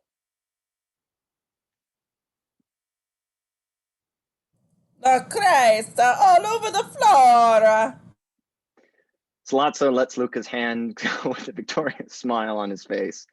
Luca falls to the floor. The Godfather is next. Fade out. Fade in. Morning in a simple Brooklyn suburb. Rows of pleasant houses. Driveway after driveway down the block. A dark, somber young man of 31 or 2 walks with a noticeable limp down the sidewalk and rings the bell. This is Rocco Lampone. The woman of the house, Mrs. Clemenza, talks to him through the screen door and then points to the side of the house. Rocco moves to the garage, which is specially heated, and in which Clemenza is busy at work washing a shiny brand new Lincoln. Lampone admires the car. Nice. Crazy Detroit delivered it with a wooden bumper. Eh. They're going to send me a chrome bumpers in a couple of months. I waited 2 years for this car to come with wooden bumpers. Ugh. I'm gonna keep on polishing. Today you make your bones on Polly. You understand everything? Sure. As he scrubs around the glove compartment, he opens it, unwraps a gun, and gives it to Lampone. 22 soft nose load. Accurate up to 5 feet. Lampone expertly puts the gun away. Gatto's car pulls into the driveway and he sounds the horn. The two men walk to the car. Gatto is driving, a bit nervous, like he doesn't know what is up. Lampone gets in the rear seat. Clemenza in the front, making a grunt of recognition. He looks at his wristwatch, as though wanting to chide Polly for being late. Polly flinches a little, then he sees Lampone will ride behind him. He half turns. No, go to the other side. A big guy like you blocks my rear view mirror.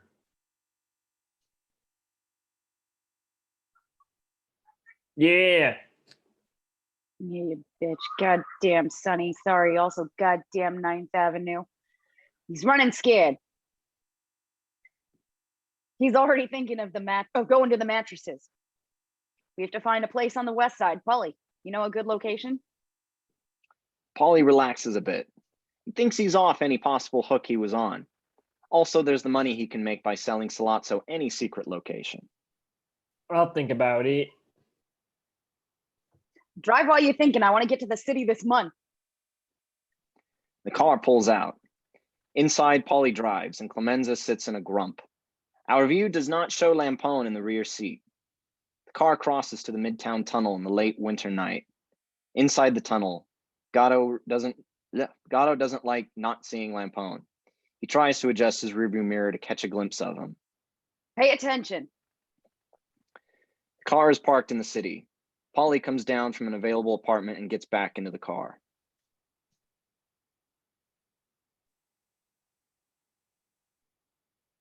Good for 10 men.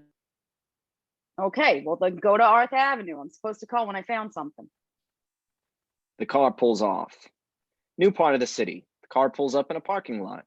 Clemenza gets out, glances at Lampone, then to Polly. You wait, I'll call. He walks, tucking his shirt into his pants around the corner and enters the Luna restaurant. Clemenza enters the little restaurant, sits down at a table.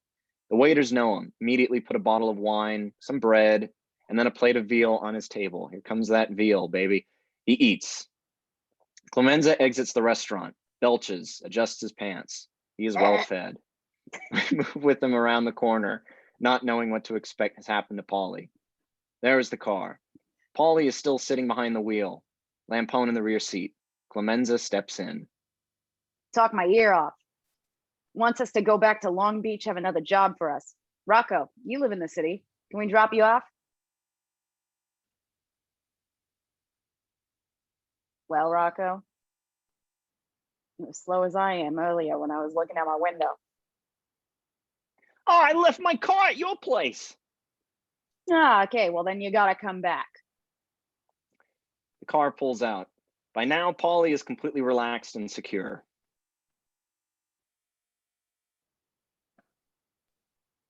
You think we'll go for the last place?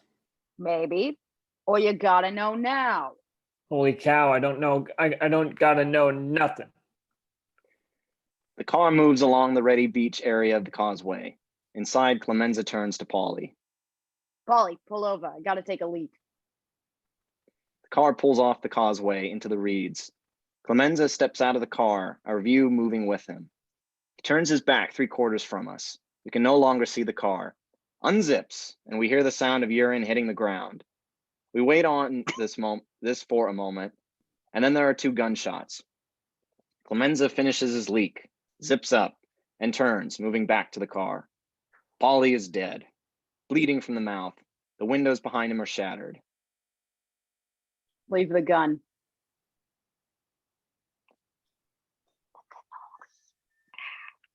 Lampone gets out. The two men walk through the reeds a few feet where there is another car. They get in and drive off.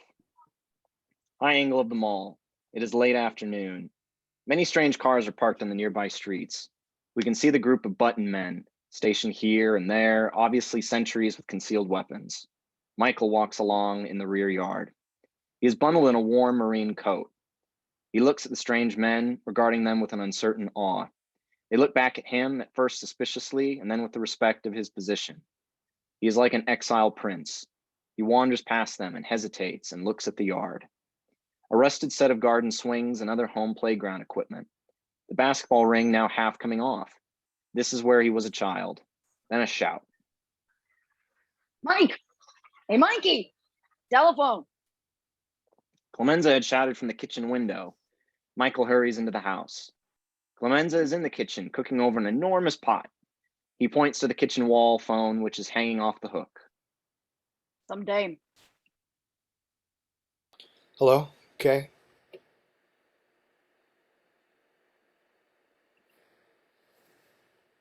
Damn it, Ann. Sorry, I was cleaning my sofa. How is your father? He'll be okay. I love you.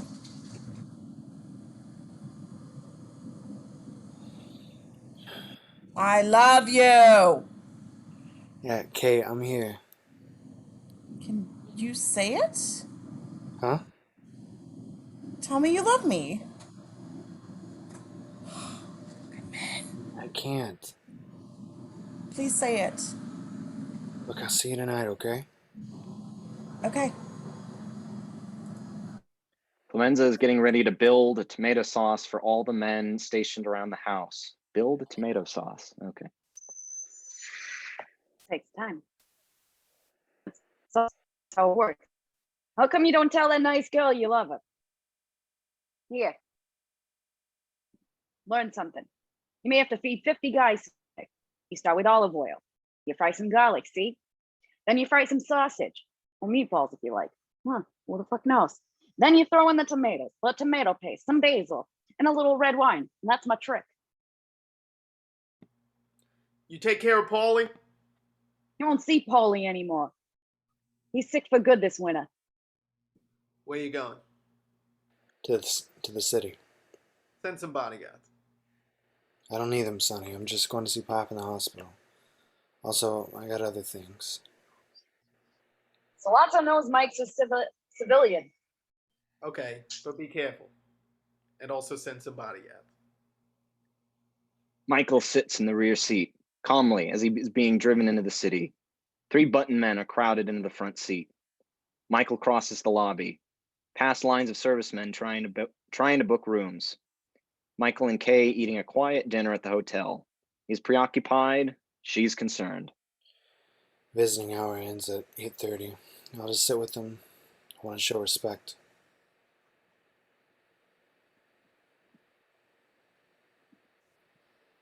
Can I go to the hospital with you? I don't think so. You don't want to end up on page 3 of the Daily News. My parents don't read the Daily News.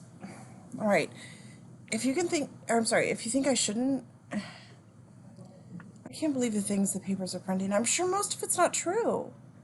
I don't think so either. I better go. When will I see you again? I want you to go back to New Hampshire. Think things over. When will I see you again? Goodbye. Quietly, he moves out the door. Kay lies on the bed a while, and then to herself. Goodbye. A taxi pulls up in front of a hospital, marked clearly with a neon sign, hospital emergency. Michael steps out, pays the fare, and then stops dead in his tracks. Michael looks. He sees the hospital in the night, but it is deserted. He's the only one on the street.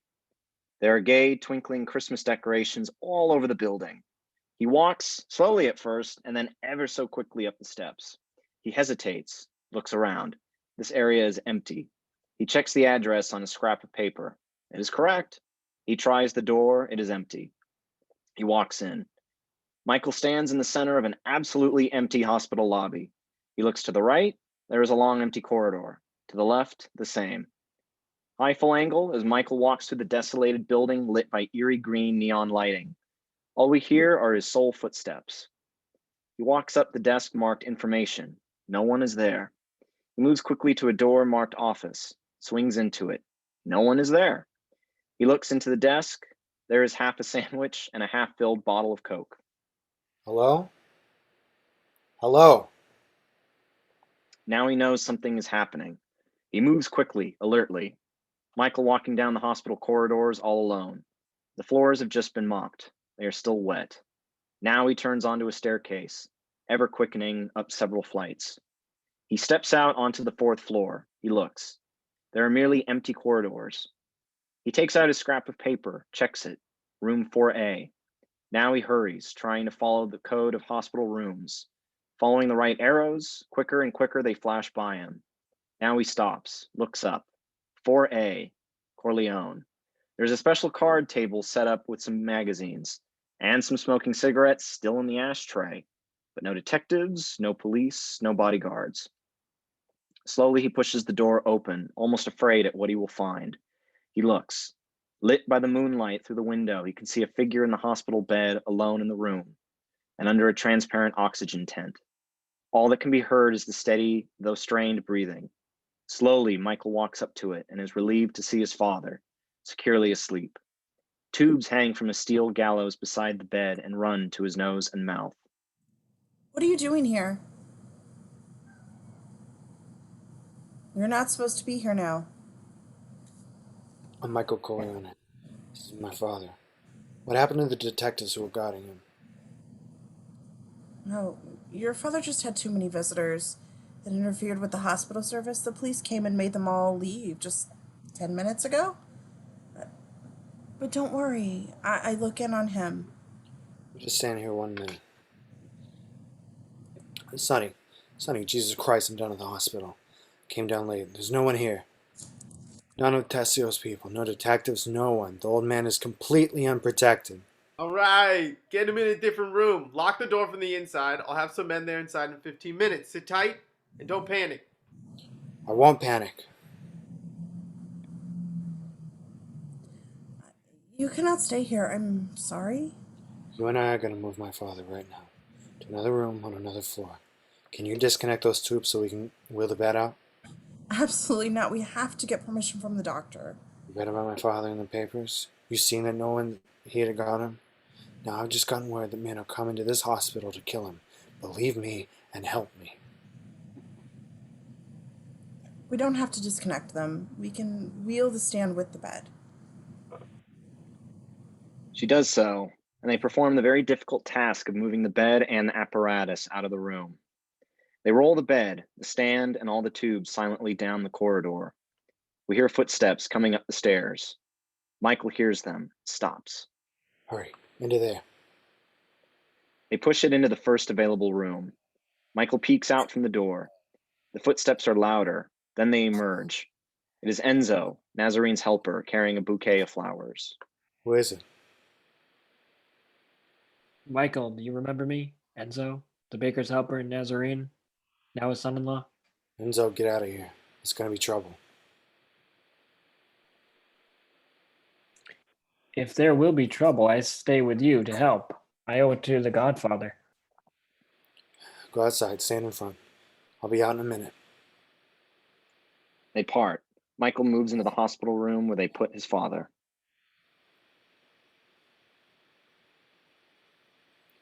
Pop, it's me, Michael. He's awake!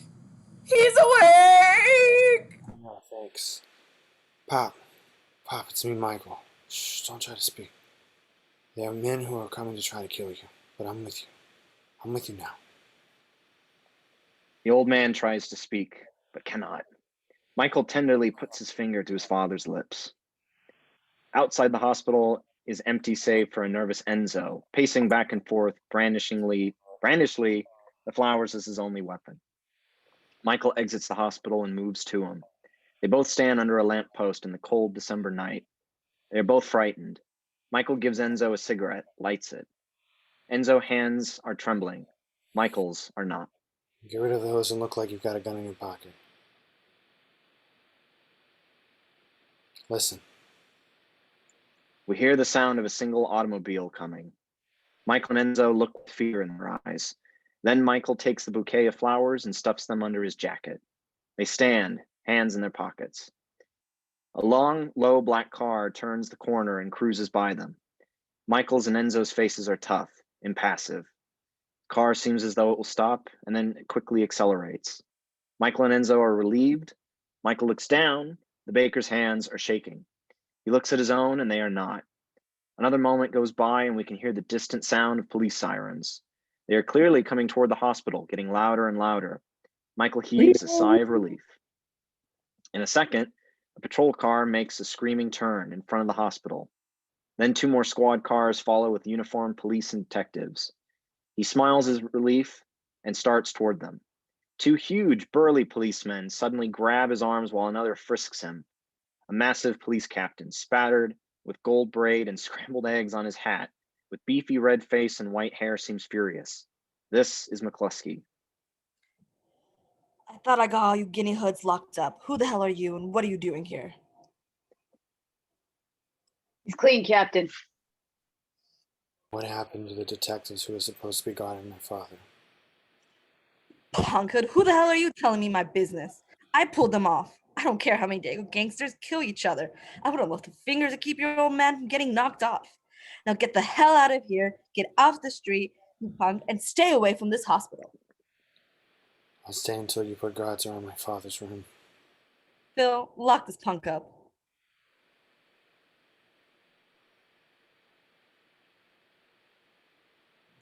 The kid's clean, sir, Captain. He's a war hero, and he's never been mixed up in the rackets, see?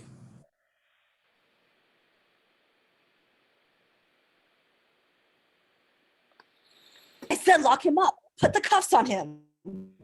How much is the Turk paying you to set my father up, Captain? Without any warning, McCluskey leans back and hits Michael squarely on the jaw with all of his weight and strength. Michael groans and lifts his hand to his jaw. He looks at McCluskey.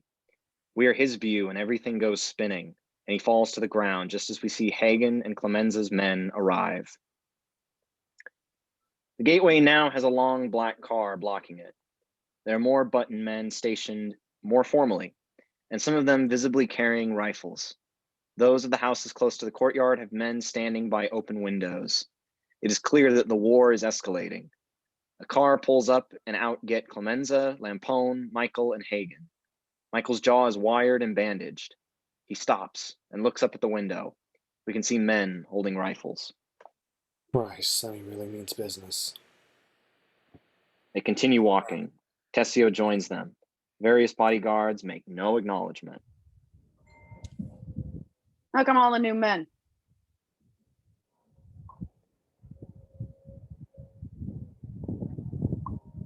Damn it, Tessio.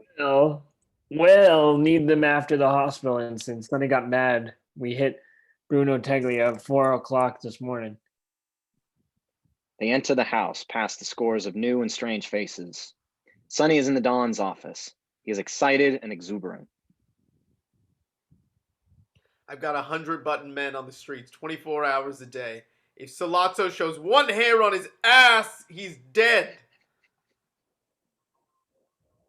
Mikey, you look beautiful. Cut it out. The Turks want to talk. The nerve of that son of a bitch! After he craps out last night, he wants a meet. Was there a definite proposal? Sure. He wants us to send Mike to meet him to hear his proposition. The promise is the deal will be so good we can't refuse. What about that Elias? What will they do about Bruno? Part of the deal, Bruno cancels out what they did to my father. We should hear what they have to say. No, consigliere, not this time. No more meetings, no more discussions, no more Salazzo tricks. Give them one message. I want Salazzo. If not, it's all-out war. We go to the mattresses and we put all the button men out on the street. The other families won't sit still for all-out war. Then they hand me Salazzo. Come on, Sonny. Your father wouldn't want to hear this. This is not a personal thing. This is business. And when they shot my father, Yes, even the shooting of your father was business, not personal. No more advice on how to patch it up, Tom. You just help me win, understand? I found out about this Captain McCluskey who broke Mike's jaw. He's definitely on Sollozzo's payroll and for big money. McCluskey agreed to be the Turk's bodyguard. What you have to understand is that while Sollozzo is guarded like this, he's invulnerable. Nobody has ever gunned down a New York police captain. Never. It would be disastrous. All the 5 families would come after you, Sonny. The Corleone family would be outcasts. Even the old man's political protection would run for cover. So just take that into consideration. McCluskey can't stay with the Turk forever. We'll wait. We can't wait. No matter what Sollozzo says about a deal, he's figuring out how to kill Pop. You have to get Sollozzo now. The kid's right. What about McCluskey? Let's say now that we have to kill McCluskey. We'll clear that up through our newspaper contacts later. Go on, Mike. You want me to go to the conference with Sollozzo. Set up the meeting for 2 days from now. Sonny, get our informers to find out where the meeting will be held. Insist it has to be a public place, a bar or a restaurant. The height of the dinner hour, so we'll all feel safe. And check me when I meet them so I won't be able to carry a weapon. But Clemenza, figure out a way how to have one planted there for me. And then I'll kill them both. Everyone in the room is astonished. They all look at Michael. Silence. Sonny suddenly breaks out in laughter. He points a finger at Michael, trying to speak. You, the high-class college kid. You never wanted to get mixed up in the family business. Now you want to gun down a police captain in the Turk just because you got slapped in the face? You're taking it personal. It's just business, and he's taking it personal. Sonny, it's all personal. And I learned it from him, the old man, the Godfather. He took my joining the Marines personal. I take Sollozzo trying to kill my father personal. And you know I'll kill them, Sonny. Michael radiates danger. Sonny stops laughing. Close on a revolver. It's as cold as they come. Impossible to trace. Don't worry about prints, Mike.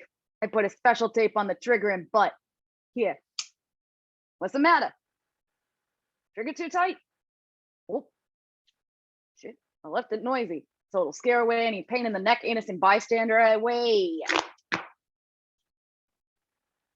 And just let your hand drop to your side, let the gun slip out. Everyone will still think you got it. You're staring at your face, see? It's my birthday. Then walk out of the place real fast. Don't run. Don't look anybody directly in the eye, but don't look away from them neither. Hey, I'll be scared stiff of you. Believe me, nobody's gonna bother with you. Don't worry about nothing. You'd be surprised how good these things go. Okay, put your hat on. Let's see how you look. Helps with identification.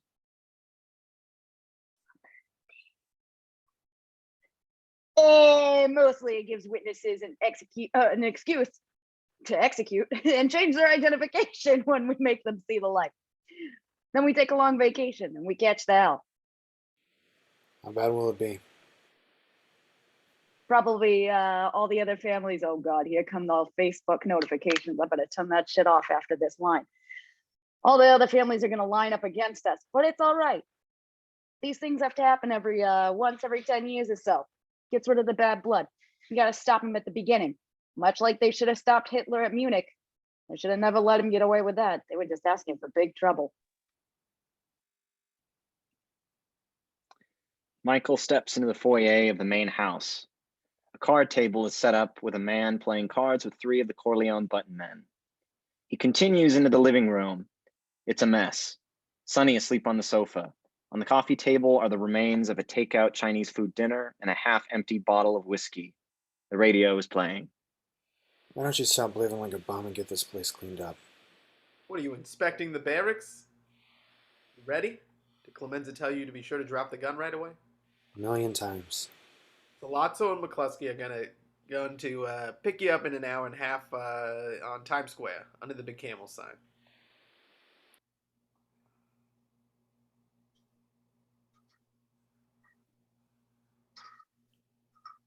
Do you Damn understand? it.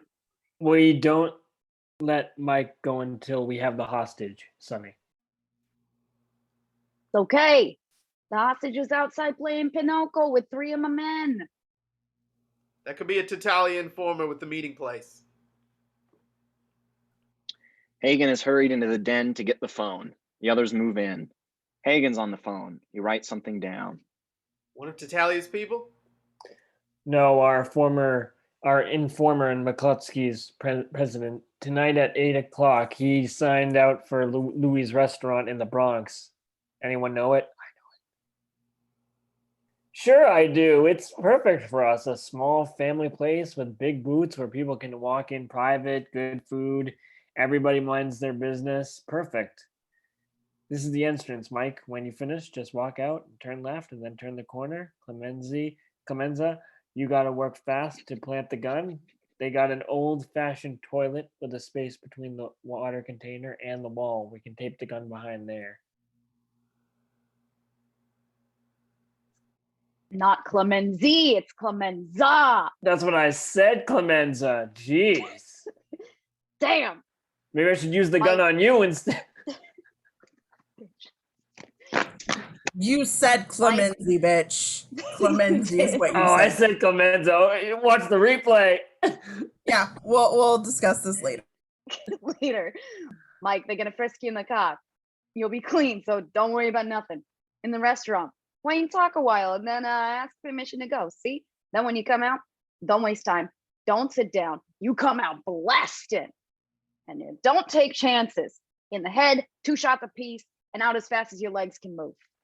I want somebody very good, very safe to plant that gun. I don't want my brother coming out of that toilet with just his dick in his hand. The gun will be there.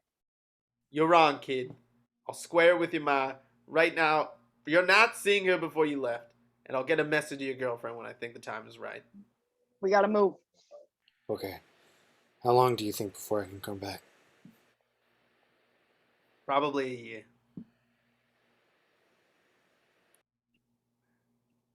I don't know. Can you do it, Mike? Michael moves out. The enormous Camel's sign, puffing smoke. Below it stands Michael, dressed in a warm overcoat and wearing the hat Clemenza had given him. A long black car pulls around the corner and slows before him. The driver, leaning over, opened the front door. Get in, Mike. He does. The car drives off. Inside the car, Sollozzo reaches his hand over the back seat and shakes Mike's hand. Glad you came, Mike. Hope we can straighten everything out. All this is terrible. Not the way I wanted things to happen at all. It should have never happened. I want to settle things tonight. I want my father left alone. He won't be, I swear to you. Be my children that he won't be. On my children, I don't know. On the lives of my children, they won't be. Just keep an open mind when we talk. I hope you're not a hothead like your brother, Sonny. It's impossible to talk business with him. He's a good kid. He's all right. Turn around, up on your knees, facing me. I'm sorry about the other night, Mike. I'm getting too old for my job. Too grouchy. Can't stand aggravation. You know how it is. He's clean. Michael looks at the driver and then ahead to see where they're heading. The car takes the George Washington Bridge. Michael is concerned. Going to New Jersey? Maybe. Michael closes his eyes. The car speeds along the George Washington Bridge on its way to New Jersey, and suddenly it hits the divider, temporarily lifts into the air, and bounces over into the lanes going back to New York. It then hits it very fast on the way back to the city. Sollozzo checks to see the cars that have been following and then leans to the driver. Nice work. I'll remember it. Michael is relieved. The car pulls up in front of a little family restaurant in the Bronx, the Luna Azzurra. There is no one on the street. Michael looks to see if the driver is going to get out with them. He goes out and opens the door. Sollozzo, McCluskey, and Michael get out. The driver remains leaning against the car. They enter the restaurant. Very small family restaurant with a mosaic tile floor. Sollozzo, Michael, and McCluskey sit around a small round table near the center of the room.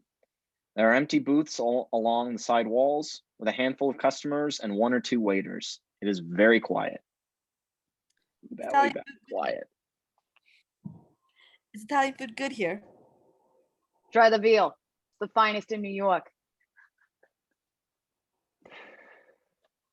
The solitary waiter brings a bottle of wine to the table. They watch him silently as he uncorks it. Sorry about that, guys. And uncorks it and pours 3 glasses. Then when he leaves, Salazzo turns to McCluskey. I'm going to talk Italian to Mike. Sure, you two go right ahead. I'll concentrate on my veal and my spaghetti. Salazzo now begins in rapid Sicilian. Michael listening carefully and nodding every so often. Then Michael answers in Sicilian. Salazzo goes on. The waiter occasionally brings food, and they hesitate while he is there, then go on. Then Michael, having difficulty expressing himself in Italian, accidentally lapses into English. Most important, I want a sure guarantee that no more attempts will be made on my father's life. What guarantees can I give you? I am the hunted one. I've missed my chance. You think too highly of me, my friend. I am not so clever. All I want is a truce. Michael looks long and hard at Salazzo, who is smiling, holding his open hands up as if to say, I have no tricks up my sleeve. Then he looks away and makes a distressed look on his face. What is it? Is it all right if I go to the bathroom? Salazzo is intuitively suspicious. He studies Michael with his dark eyes. Then he thrusts his hand into Michael's thigh, feeling in and around, searching for a weapon. I frisk him. I frisk thousands of young men. He's clean. He looks at a man sitting at a table opposite them, indicating the bathroom with his eyes. The man nods, indicating no one is there. Don't take too long. Michael gets up and calmly walks to the bathroom and disappears inside. Michael steps into the small bathroom. He's breathing very hard.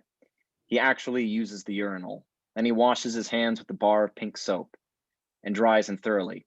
Then he moves to the booth, up to the old-fashioned toilet. Slowly, he reaches behind the water tank. He panics when he cannot feel the gun. We see behind the tank his hand is just a few inches from the gun. He gropes searchingly, finally coming to rest on the gun. Close on Michael. The feel of it reassures him. Then he breaks it loose from the tape holding it. He takes a deep breath and shoves it under his waistband. For some unexplainable reason, he hesitates once again, deliberately washes his hands and dries them. Then he goes out. He hesitates by the bathroom floor and looks at his table. McCluskey is eating a plate of spaghetti and veal. Salazzo turns around upon hearing the door and looks directly at Michael. Michael looks back, then he smiles and continues back to the table. He sits down. Now I can talk. I feel much better. The man by the far wall had been stiff with attention. Now he too relaxes. Salazzo leans toward Michael, who sits down comfortably, and his hands move under the table and unbutton his jacket. Salazzo begins to speak in Sicilian once again, but Michael's heart is pounding so hard he can barely hear him. The waiter comes to ask about the order. Salazzo turns to speak, and without warning, Michael shoves the table away from him with his left hand, and with his right hand puts the gun right against Salazzo's head, just touching his temple. He pulls the trigger, and we see part of Salazzo's head blown away, and a spray of fine mist of blood cover the entire area. The waiter looks in amazement. Suddenly his white jacket is sprayed and stained with blood. Salazzo seems in a perpetual fall to the floor, though he seems to hang in space suspended. Michael pivots and looks. There is McCluskey, frozen, the fork with a piece of veal suspended in air before his gaping mouth. Michael fires, catching McCluskey in his thick, bulging throat. He makes a horrible gagging, choking sound. Then coolly and deliberately, Michael fires again, fires right through McCluskey's white-topped skull. The air is filled with pink mist. Michael swings toward the man standing by the bathroom wall. He does not make a move, seemingly paralyzed. Now he carefully shows his hands to be empty. The waiter steps backward through the mist of blood, an expression of horror on his face. Michael looks at his two victims. Salazzo, still in his chair, side of his body propped up by the table. McCluskey finally falls from the chair to the table. Michael is wildly at a peak. He starts to move out. His hand is frozen by his side, still gripping the gun. He moves, not letting the gun go. Michael's face, frozen in its expression. His hand, still holding the gun. His face, finally, he closes his eyes. His hand relaxes. The gun falls to the floor with a dull thud. He walks quickly out of the restaurant, looks back. He sees a frozen tableau of the murder, as though it had been created in wax. Then he leaves. Done. A man in his shirt sleeves plays a sentimental tune to an old upright piano while his cigarette burns on the edge. Another stands nearby, listening quietly. A little distance away, 10 men sit around a crude table, quietly eating. They talk in low, relaxed voices, and there is an occasional laugh. Rocco Lampone stands by a window which has been covered with heavy mesh wire grating, gazing out. A large bowl of pasta is passed, and the men eat heartily. The sentimental tune is continued over the following. A man and a woman, blood coming out of their noses, lie still together in a bullet-riddled automobile. A man is covered by a sheet on the floor of a barber shop. 10 mattresses are spread out around the otherwise empty living room of an apartment. 3 or 4 men, including Clemenza, are taking naps. An arsenal of handguns are spread out on a card table. The men at the table continue their dinner, passing and pouring the wine. Trash is thrown in 2 or 3 garbage cans kept in the apartment. A man, his clothes soaked in blood, lies on the floor of an office building, dead, under an enormous portrait of Harry S. Truman. Another man, his trousers soaked in blood, lies spanning 3 steps of a front stoop. Tessio sits in a simple straight-backed chair, doing a crossword puzzle. A thin, boyish button man writes a letter. 6 or 7 empty mattresses with tossed, unmade blankets. Coffee cans beside them serve as ashtrays. A man by the table pulls the cork on another bottle of Ruffino, and wine is poured as the men eat. A corpse is half out of an overturned garbage can in a quiet alley. A man in a formal jacket and tie is slumped over a table in a pool of blood on the tablecloth. A neatly stacked pile of newspapers in the corner of an apartment. We catch a glimpse of one headline, 5 Family War. The table. The men are sitting around cracking nuts. One has fallen asleep on his arms at the table. Several men are taking naps on the mattresses. Piano player finishes the tune with finesse, picks up and takes a drag from his cigarette. The other man nods appreciatively.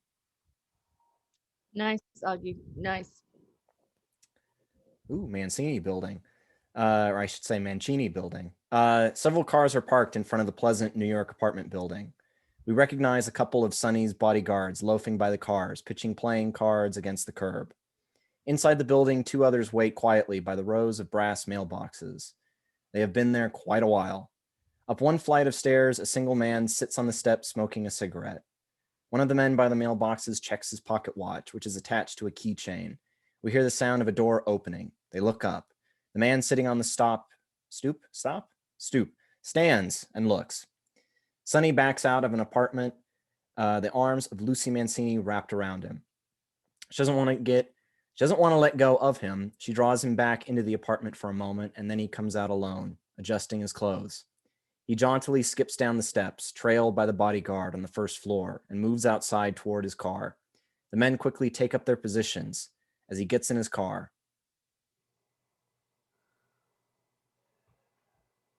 Pick up your sister. Yeah. The car drives off, accompanied and escorted by the bodyguards in their cars. He knocks on the door, no answer. Then again. Who is it? It's me, Sonny. We hear the bolt slide back and see the door open. Sonny enters, but Connie has quickly moved into the hallway, her back to him. Connie, what is it? He turns her around in his arms. Her face is swollen and bruised, and we can tell from her rough, red eyes that she has been crying for a long time. As soon as she realizes what's happened, his face goes red with rage. He sees it coming and clings to him, preventing him from running out of the apartment. It was my fault. I started a fight with him and I tried to hit him, so he hit me. He didn't even try to hit me hard, Sonny. I walked into it. I'm going to have the doctor come over and take a look at you. Oh, Sonny, please don't do anything. Please don't. Hey, Con, what am I doing? What am I going to do? Make your kid an orphan boy before he's born? Huh? Ah. She laughs with him. He kisses her reassuringly and leaves. Carlo settles down on the front steps of the 112th Street Book with Sally Rags and Coach, who've been drinking beer out of glasses and a pitcher of beer from around the corner. The ball game is blaring from the radio, and the kids on the street are still playing stickball. Carlo has barely settled down when the kids in the street suddenly scatter and a car comes screeching up the block and to a halt in front of the candy store. The tires scream, and before it seems as though it has even stopped, a man comes hurtling out of the driver's seat, moving so fast that everyone is paralyzed. It is a moment before we recognize that it is Sonny. His face is contorted with anger. In a split second, he is on the stoop and has Carlo by the throat. He pulls Carlo away from the others, trying to get him down into the street. But Carlo reaches out for the iron railing and hangs on, his hand in a lock, cringing away, trying to hide his head and face in the hollow of his shoulders. His shirt is ripped away in Sonny's hand. Sally Rags and Coach merely sit, watching, stunned. Sonny is pounding the coward Carlo with all his strength in a continuous monologue of indistinguishable cursing. His blows are powerful and begin to draw blood. The kids who have been playing stickball move up, watching in fascination. Carlo's hands are clenched tight around the railing. Sonny beats him mercilessly. Now Sonny's bodyguard's car pull up, and they too become spectators. Sonny's tight fists are going down like hammers into Carlo's face and body. Carlo's nose is bleeding profusely, but still he does nothing other than hang onto the railing.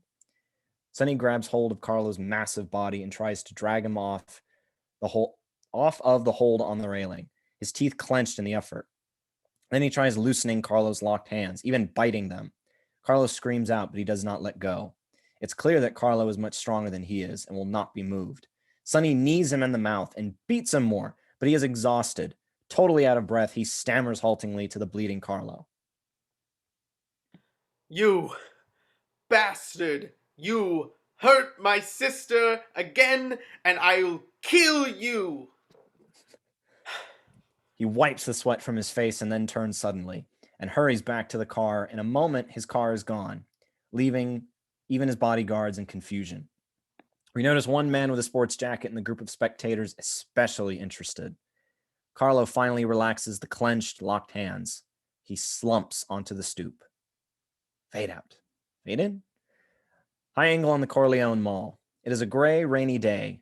Young button men in raincoats stand in quiet groups of various points around the main house and compound. Things have changed. One house has been extensively enlarged. A new and secure gatehouse has been built. Security measures that have been makeshift and temporarily have now been made a permanent part of the mall, evolving it into a medieval fortress. We notice a huge crater in the courtyard, the result of a recent bomb attempt. The house nearest the crater is damaged by fire. A taxi arrives. Kay Adams steps out, huddled in a bright yellow raincoat. She lets the cab go and hurries to the shelter of the gatehouse. They are not expecting her and ask her to wait while they call the main house. Kay looks at the imposing, depressing mall while rain still runs down onto her face. She notices the bomb crater and the fire damage and the sullen faces of the button men. Tom Hagen exits the main house and hurries toward her.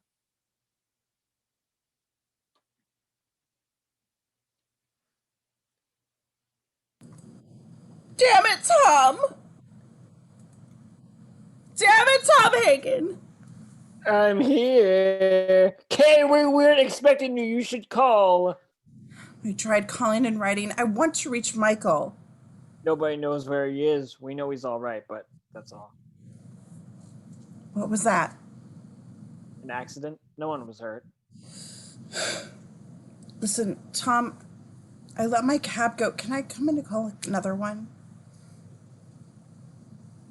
Sure, I'm sorry. They hurry through the rain and into the main house. In the living room, Kay shakes the water from her coat and takes her rain hat off. Will you give this to him? If I accept that letter and you told a court of law I accepted it, they would interrupt it as my having knowledge of his whereabouts. Just wait, Kay. He'll contact you. They'll interrupt it or they'll interpret it that way? I think what I meant to say was... Interpret? Yes. They would interpret it as my no... I mean, hey... Not. This is a crazy time of his whereabouts. Just wait, Kay. He'll contact you in an interpretive way.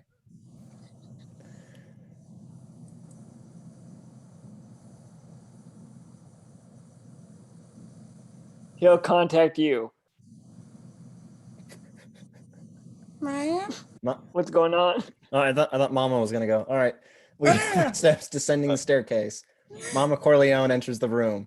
The old woman squints at Kay, evaluating her. Yeah, your Mikey's a little girl.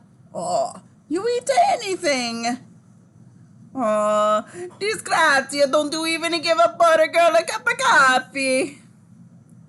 Hagen shrugs helplessly. On an impulse, Kay quickly moves toward Mama, the letter extended. Will you give this letter to Michael? Mama, no. You tell me what to do. I even you don't tell me what to do.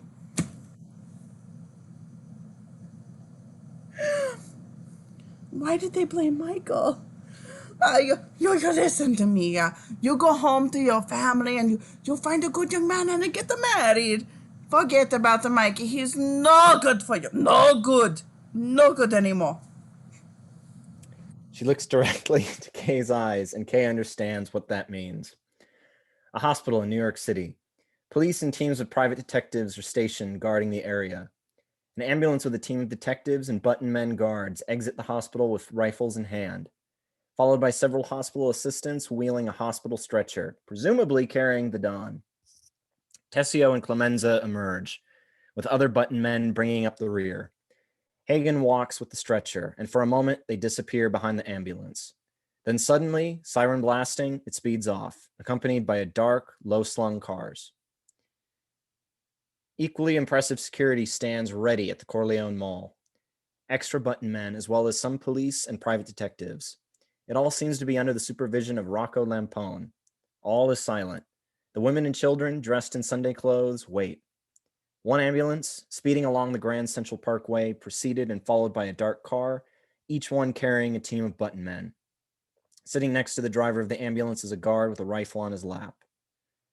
Hospital orderlies carry the Don on his stretcher carefully under the watchful eyes of Clemenza, Tessio, Lampone, and various guards and button men. All the Corleone family is here today. Mama, Fredo, Sandra, Teresa, Connie, Carlo, the various Corleone children. The Don is made comfortable in his room, which has all but been converted into a hospital room, with complete and extensive equipment, and probably expensive equipment too. The various children get a turn to kiss the old man as he is made comfortable, and then Sonny indicates that all the children, women, and Carlo should leave. They do. The door is closed. The mood is quite happy downstairs as the women prepare the Sunday dinner and set the table. Carlo sits alone among them, a frown on his face.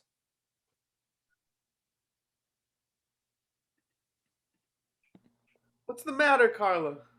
Shut up. All the men of the family stand around the hospital bed with grim faces. Sonny and Hagen closest to the old man. The Don does not speak, yet he asks questions with his looks and glances, as clearly as if he were verbalized. Hagen is the spokesman for the family. Since McCluskey's killing, the police have cracked down on most of our operations. On the other families, too, there have been a lot of bad blood. Pop, they hit us, and we hit them back. We put on a lot of material throughout our contacts in the newspapers about McCluskey's being tied with the Solazzos and the drug rackets. Things are starting to loosen up. Freddy's gonna go to Las Vegas under the protection of Don of LA. I want him to rest.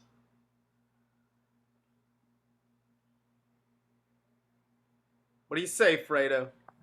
Hey, I'm taking my time with the responses. I'm going to learn the casino business. Hey, nice. The Don nods approvingly. Then he searches around the room for a face he does not see. Hagen knows who he's looking for. Michael. It was Michael who killed Solazzo. The Don closes his eyes and then reopens them in anger and rage. He's safe now. We're already working on ways to bring him back. The Don is very angry. He motions with a weak hand that they leave him alone. Hagen is very upset as he comes down the stairs. Sonny is expansive and optimistic. Let the old man take it easy for a couple weeks. I want to get things going good before it gets better. What's the matter with you? You start operating, the 5 families will start their raids. Again, we're at a stalemate, Sonny. Your war is costing us a lot of money. No more stalemate, Tom. We got the soldiers. We'll match them gun for gun if that's how they want it. They know me for what I am, Tom, and they're scared of me. Yes, that's true. You're getting a hell of a reputation. Well, it's war. We might not be in this shape if we had a real war. Time, consigliere, a Sicilian. Pop had Genko. Jenko. Who do I have? Hey, Tom. Hey. It's Sunday. We're going to have dinner. Don't be sore. The family, wives, children, and all sit around the table over Sunday dinner. Sonny is at the head of the table. Some of the Corleone grandchildren play in the enclosed mall in the proximity of the button men stationed liberally by the gate. One child misses a ball, it rolls by the gatehouse. A young button man scoops it up and throws it back, smiling. Fade out. Connie in Carlo's apartment. She's in a slip on the phone. We hear the shower going in the bathroom. Who is this? I'm a friend of Carlos. I just wanted to tell him I can't see him tonight. I have to go out of town. You lousy tramp bitch! Oh, sorry. Oh, that's so rude. She slams the phone down just as Carlo is coming out of the bathroom, drying his golden body. What was that? Your girlfriend! She says she can't make it tonight, you lousy bastard! You have the nerve to give your whores my telephone number? I'll kill you, you bastard! She hauls off and punches him knowingly. He laughs, so then she flings herself at him, kicking and scratching, her heavy belly heaving under the thin slip. You're crazy. She was getting around. I don't know, some nuts. Fuck it. He pushes her aside and moves into the bedroom to continue dressing. You're staying home. You're not going out. Okay. You gonna make me something to eat at least? That calms her down. She stands there a moment, breathing heavily, and then she nods and goes into the kitchen and starts her wifely duties. Oh boy. Carlo is dressed, puts on some cologne. Connie appears in the doorway. The food is on the table. Not hungry yet. Eat it. It's on the table. Papagule! Papagule, you! She turns deliberately, goes out into the kitchen. A moment later, we begin to hear the sound of dishes breaking. Carlo slowly walks out where we can see Connie systematically smashing all the dishes against the sink, sending the greasy veal and peppers all over the apartment floor. Not the veal. All I see is the fan going. Oh, you filthy guinea spoiled brat. You clean it up or I'll kick your head in. Like hell I will. She stands there, solid, ready to punch him again. Slowly, he slides his belt out of his trousers and doubles it in his hand. Clean it up. No. He swings the belt against her heavy hips. She moves back into the kitchen and gets a kitchen knife and holds it ready. Even the female Corleones are murderers. He puts the strap down on a table and moves after her. She makes a sudden thrust at his groin, which he avoids. He pulls the knife away, cutting his hand in the process. She gets away momentarily, but he pursues her around the table, gets her, and starts to slap her in the face. She breaks away from him and rushes into the bedroom. The baby! The baby! You gotta see the baby. She runs into the bedroom. He Even follows. out yet. She moves into a corner and then, like a desperate animal, tries to hide under the bed. He reaches under and pulls her out by the hair. He slaps her in the face until she begins to weep. Then he throws her on the bed contemptuously. He grabs part of her thigh, pinching it very hard. Oh. As fat as a pig. Then he pushes her away and walks out of the room, leaving her in tears. She's crying. She pulls herself to the bedroom phone and in a whisper, Mama, it's Connie. Mama, I can't talk any louder. No, I don't want to talk to Sonny. We can tell that the phone has been passed to Sonny.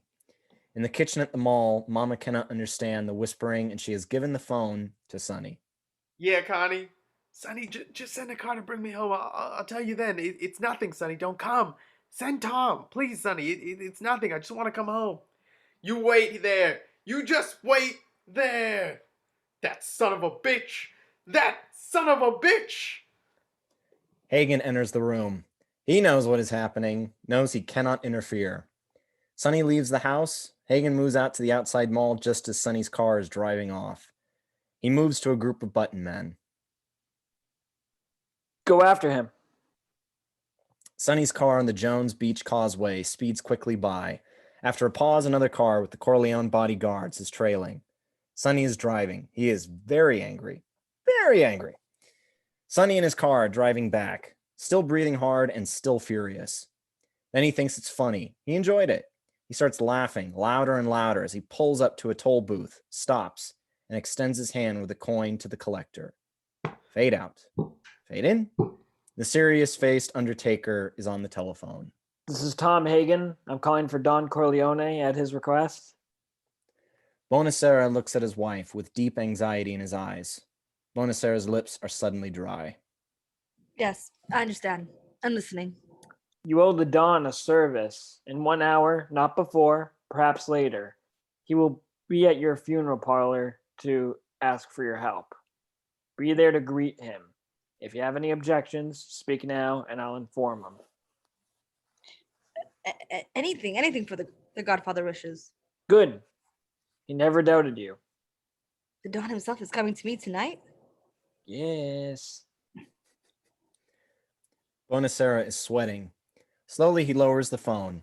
His wife sees his pale expression and follows him into the room. Silently he begins the ritual of dressing. His wife knows something serious is happening and never takes her eyes from him. He lights a cigarette. For the last year, they have been killing one another. So now what? Your godfather comes to me? Why? I killed someone so important that they wish to make his body disappear.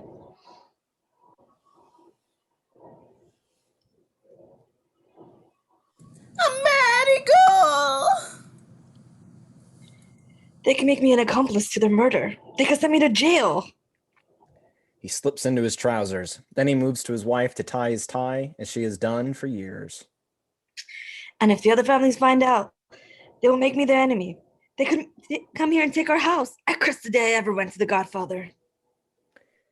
With his ring of keys, he opens the funeral parlor, enters. Bonacera wakes to the darkened funeral parlor, without turning on the lights. Then into the rear preparation room past the tables and equipment.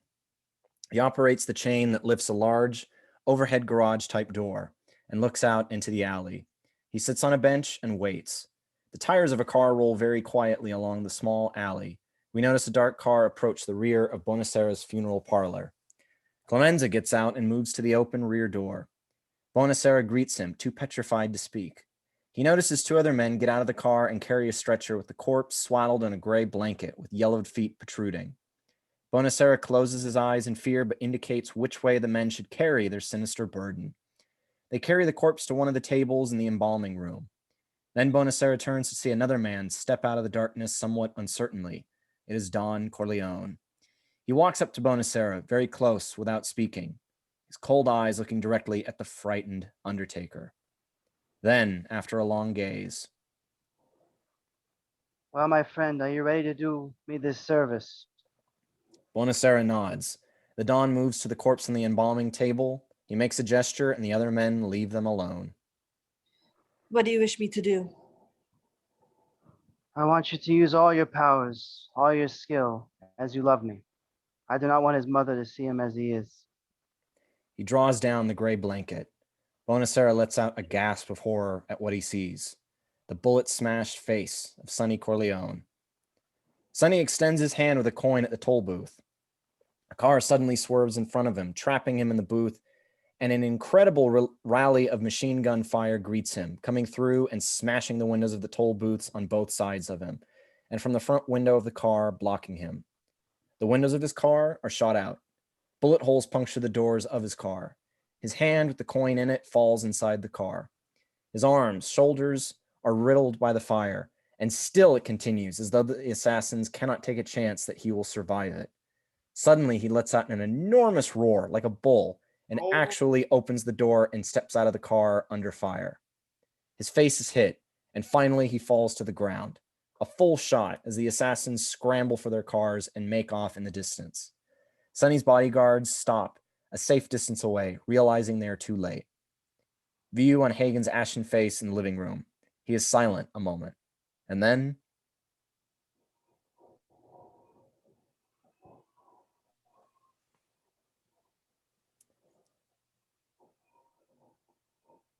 Hey, Robert Duvall. Tom. Oh, I'm sorry. I was busy. Okay, go to Clemency's house and tell him. Oh, tell him to come here right away. He'll tell you what to do. The men leave him alone. He is quiet, standing in the middle of the living room a moment. He looks in the direction of the kitchen where he can see fragments of Mama moving around. That doesn't sound good. Fragments of Mama. Ooh. Tom proceeds upstairs and quietly in the direction of the Don's room. He opens the Don's door, looks in. The Don in his hospital bed, asleep under sedation. Hagen hesitates. He cannot go in. He cannot tell the old man. He closes the door. Hagen alone in the office. He is drinking. He looks up at the sound of cars. Oh boy. The Caparagimes are arriving. Then he hears footsteps. The door opens, and in a robe with slippers, Don Corleone slowly enters the room. He walks directly to his stuffed armchair, sits down. His face is stern, and he looks into Hagen's eyes. Give me a drop of anesthetic.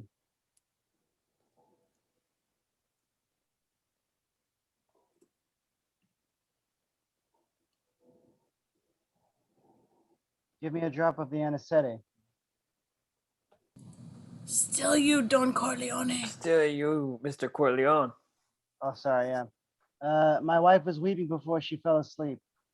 Outside my window, I saw my Kappa regimes to the house, and it's midnight. So, consigliere of mine, I think you should tell your Don what everyone knows. I didn't tell Mama anything. I was about to come up and wake you and tell you just now. But you needed a drink first. Yes. Now you've had your drink. They shot Sonny on the causeway.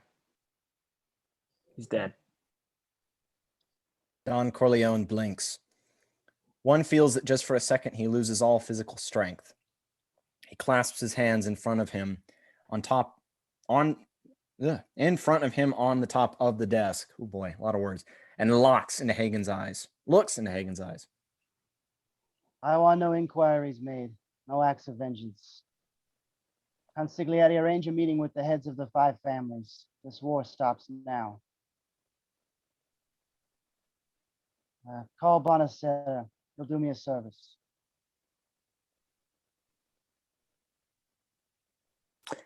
This is Tom Hagen. I'm calling for Don Corleone at his request. Yes, I understand. I'm listening. You owe the Don a service. He has no doubt that he will repay it.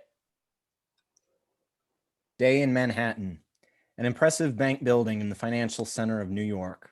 Many limousines are parked, uniforms and plainclothes chauffeurs waiting quietly.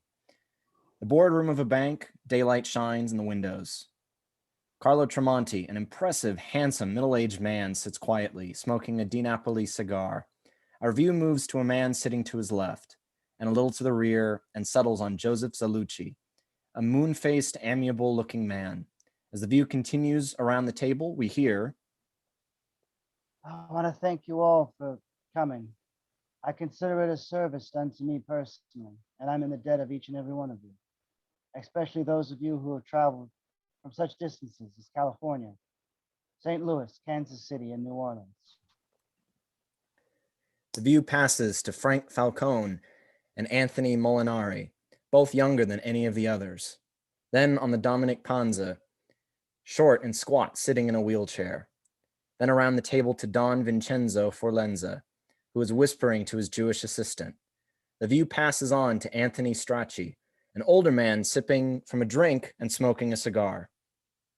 Otilio Cuneo in his middle 60s with a jolly, round face. Then Don Philip Tattaglia, a delicate older man with dyed hair and a pencil mustache. And finally, Emilio Barzini, in his early 60s, a man to respect, whom we had seen at Connie's wedding. Well, let's get down to business. We're all honorable men here. We don't have to give assurances as if we were lawyers. How did things ever go so far? Well, no matter. A lot of foolishness has come to pass. It was so unfortunate, so unnecessary. The view examines the room once again as the Don speaks.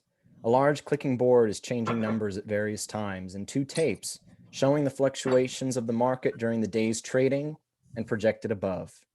Don Corleone pauses, and Tom Hagen hands him a cold drink. Natalia has lost a son. I have lost a son. We are quits. Let there be a peace. That is all I want.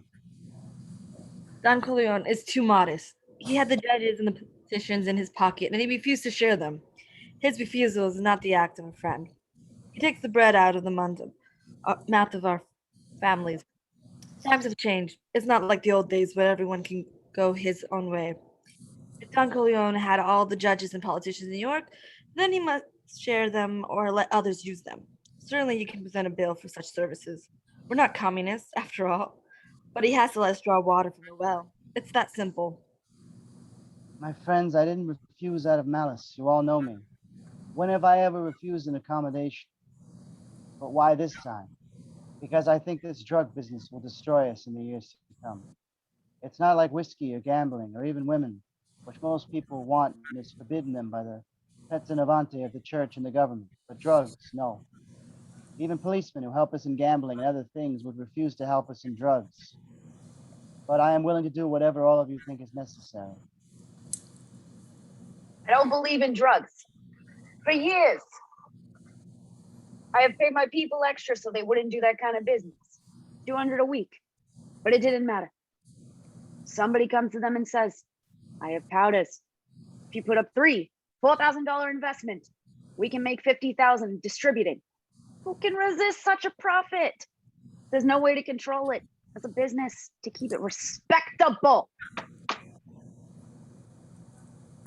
I don't want it near schools. I don't want it sold to children. That is an infamita. In my city, I would try to keep the traffic and the dark people. Oof. The colored. They are the best customers. Oof. The least troublesome. And they are animals anyway. Oh no. Fagole, shut up. I'm reading my lines. Not good ones.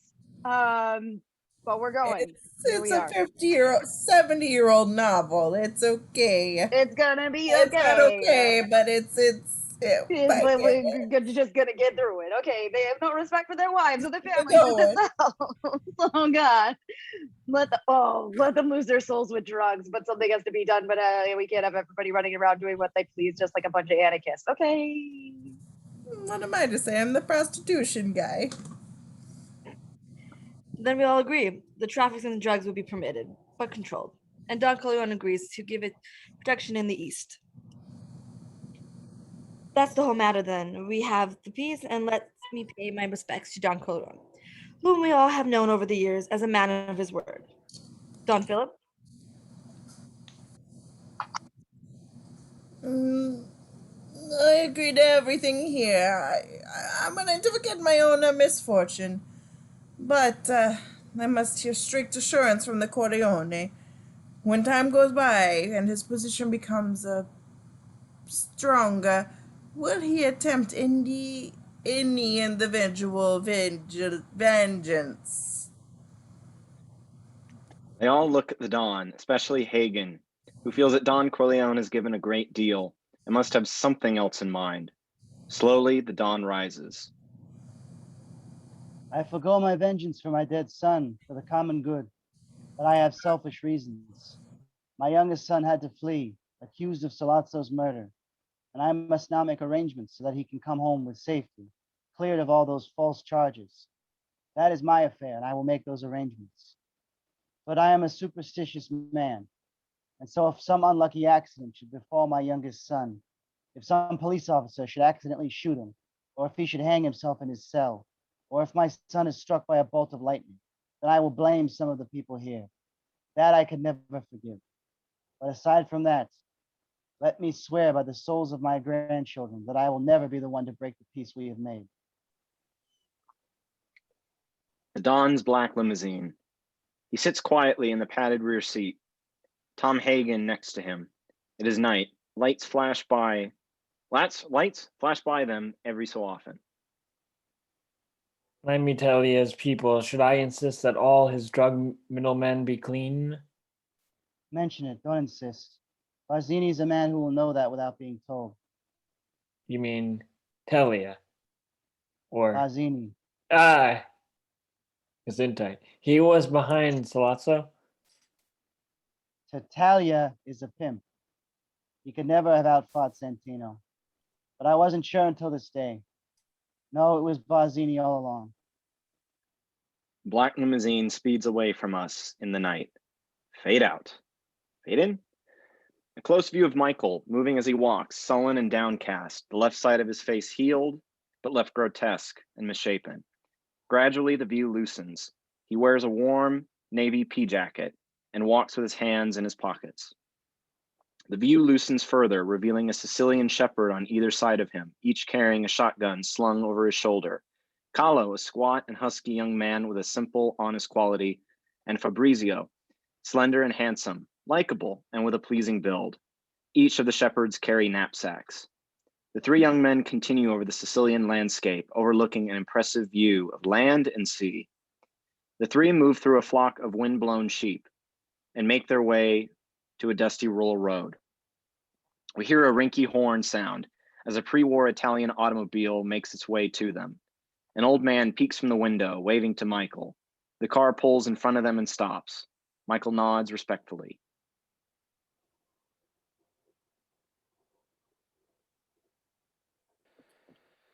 Don Tomasino. Michael, why must you do this? We have been lucky so far all these months. You've been here, we've kept your name a secret. It is from love for your father that I've asked you never to more than an hour from the villa. Carlo and Fabrizio are with me. Nothing will happen. You must understand that your father's enemies have friends in Palermo. I know. Where are you going? Corleone. There's nothing there. Not anymore. I was told that my grandfather was murdered on its main street, and his murderers came to kill my father there when he was 12 years old. Long ago, now there's nothing. The men killed each other in family vendettas. The others escaped to America. Don Tomasino, I should see this place. That is your birthright, Michael. Use this car. No, I would like to walk to Corleone. Be careful, Michael. Don't let them know your name. The old car sputters off. Michael watches and then continues on his journey. The three pass through abundant areas of flowers and fruit trees in bloom and bursting with life. They continue in the empty streets of a little town. The post-war poverty is evident in the skinny dogs and the empty streets. Occasionally, a military vehicle, the only gasoline-powered vehicles on the road, will pass. And there are many police evident, most of them carrying machine guns. The three pass under an enormous banner slung over the main road, Vota Comunista. They continue through dusty country roads, where occasionally a donkey pulling a cart or a lone horseman will pass them. Out in a field in the distance, they come upon a procession of peasants and activists, perhaps 200 strong, marching and singing, and in the lead are 5 or 6 men carrying billowing red banners. They are in an orange grove. On the other side of the trees is a deep, tall field of wildflowers. The shepherds unsling their guns and knapsacks and take out loaves of bread, some wine, sausage, and cheese. Michael rests against a tree and uses his handkerchief.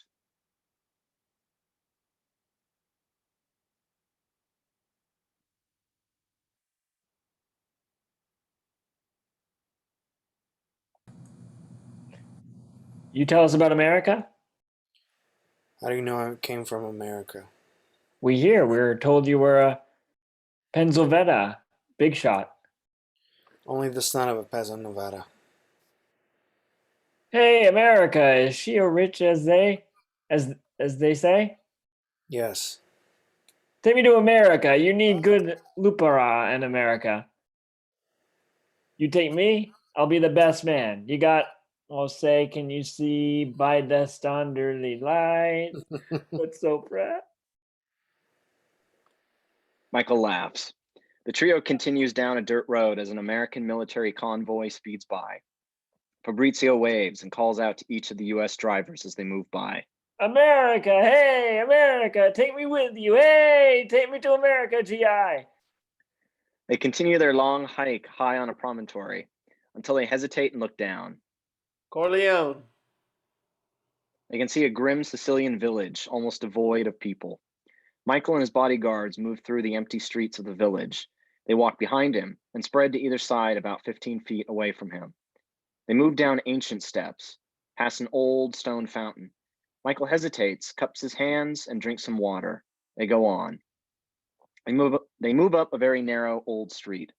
Michael looks at the doorways that they pass. Moving view. Each door has a plaque with a ribbon or flower. Carlo sees Michael looking. The names of the dead. Michael hesitates in the center of the main street. He looks.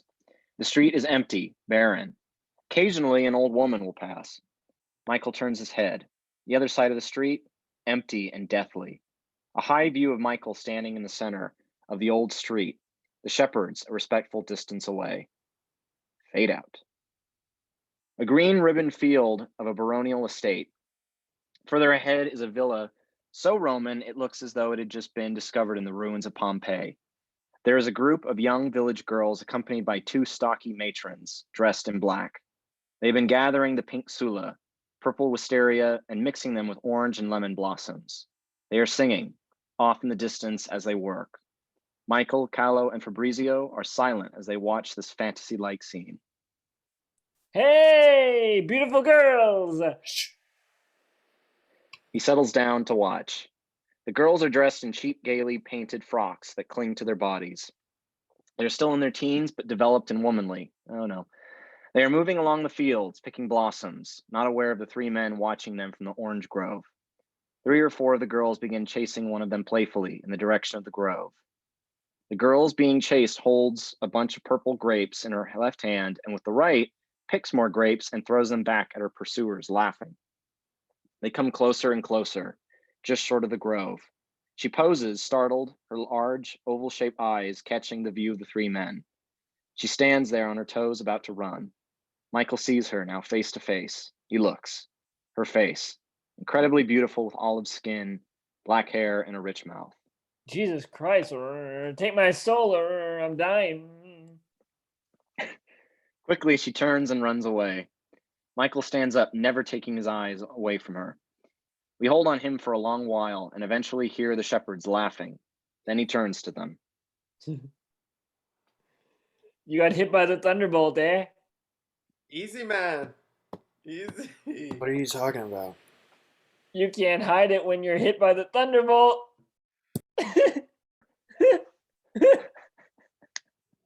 The little village built attendant to the baronial estate is decked with the flowers the girls have been picking. Michael, followed by the bodyguards, moves into the central square and onto the balcony of a little cafe. The proprietor of the cafe, Vitelli, is a short, burly man. He greets them cheerfully and sets a dish of chickpeas at their table. You know all the girls in this town, eh? We saw some beauties coming down the road. One in particular got our friend hit with the thunderbolt. Vitelli gives a big knowing laugh and looks at Michael with new interest.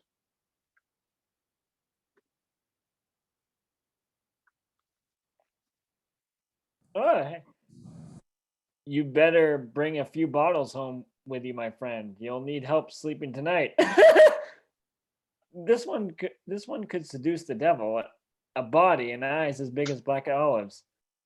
I know what you mean. That was a beauty, right, Callow? Beautiful all over, eh? And hair black and curly like a doll, and such a mouth. Yes, We have beautiful girls here, but virtuous. Ooh. She wore a red dress and a red ribbon in her hair. She looks more Greek than Italian. Do you know a beauty like that? No. God in heaven, I think I understand. Let's get out of here. He's boiling up his blood to do us mischief. It's his daughter. Vanguard, come quickly. Innkeeper, more wine. The old bastard mentioned 2 sons he's got to whistle up. Tell him to come to me. The 2 bodyguards shoulder their laparas and disappear. In a moment, they return with the red-faced, angry Vitelli between them. I understand I've offended you by talking about your daughter. I offer you my apologies. I'm a stranger in this country. I don't know the customs very well. Let me say this. I meant no disrespect to you or her.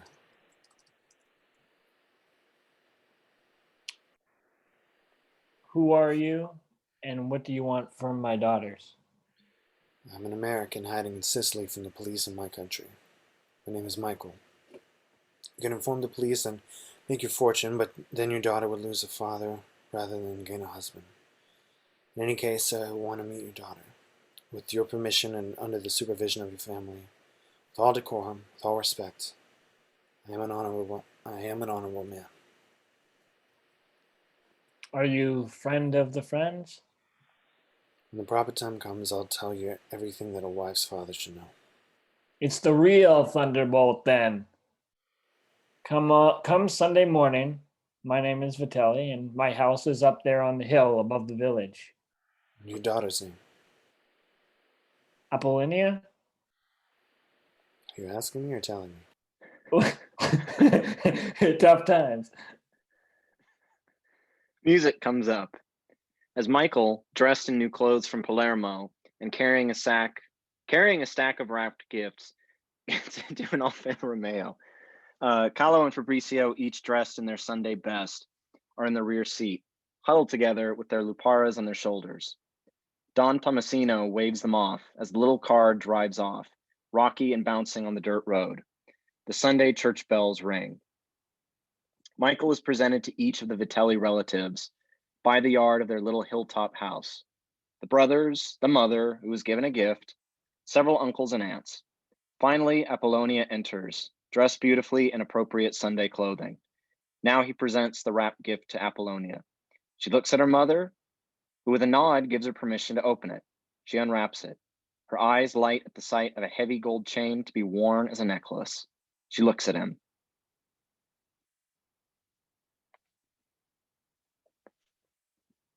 Grazie. Now the little Alpha drives into the village near Vitelli's cafe. Michael is, as ever, accompanied with his 2 bodyguards, though they are all dressed differently. They go on to the cafe and sit with Vitelli, who is talking and talking. Michael looks at Apollonia, who sits, respectfully quiet. She wears the gold necklace around her neck. Michael and Apollonia are walking through the hilltop path, seemingly alone, although a respectful distance apart. As the view pans with them, we notice that her mother and a half dozen aunts are 20 paces behind them, and 10 paces further behind are Carlo and Fabrizio, their luparas on their shoulders.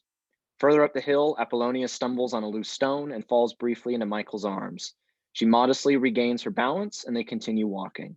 Behind them, her mother giggles to herself. Church bells in an ancient belfry ring. Music, old and dissonant, plays. There is a bridal procession in the streets of the village, the same in feeling and texture as it might have been 500 years ago. Donkeys and other animals have been decorated with abundant flowers. Children carrying candles and wearing white confirmation gowns walk in the procession, followed by countless townspeople, members of the clergy, even the police. We present the entire bridal procession and ceremony with all the ritual and pageantry as it has always been in Sicily. Apollonia is radiant as the bride. Michael is handsome despite the grotesque jaw and occasional white handkerchief. Carlo and Fabrizio dance wildly through the night of the great wedding celebration. It is held in the village square under the watchful eyes of shepherds above on the tops of buildings, carrying luparas. Michael opens the shutters in his darkened room. Moonlight fills the room. He turns, and there, in her wedding slip, is Apollonia, a little frightened but lovely. He moves to her and for a moment just stands before her, looking at her incredible face, her lovely hair and body. Slowly and tenderly he kisses her. Her tiny hands come up to his face, touch his cheek, and embrace him. She lets her bridal slip fall to the floor. Morning. Michael sits on the window ledge, gazing into the room. Apollonia is asleep. She is naked and only partially covered by the bed sheets. He looks at her for a long time in the early morning light. High angle on Don Tomasino's villa. We hear girlish laughter. The little Alpha is driving erratically, knocking down an occasional wall and almost hitting the inner court wall. Apollonia is laughing, driving.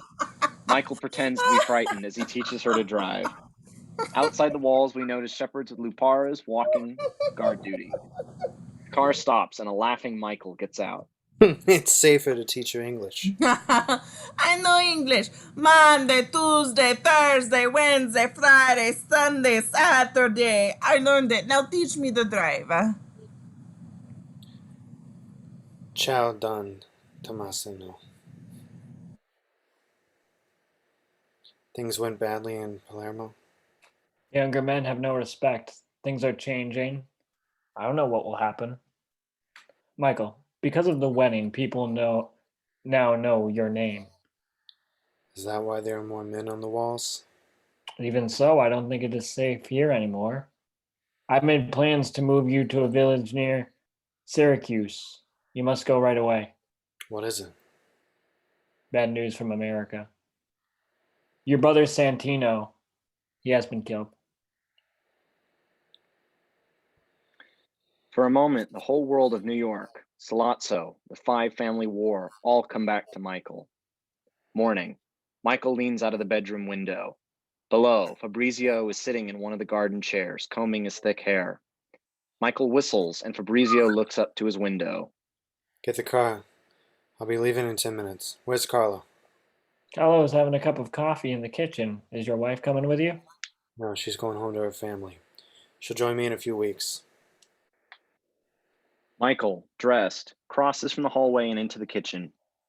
Carlo is just finishing a bite. He rises when he sees Michael. Scusi, should I get your bag? No, I'll get it. Where's Apollonia?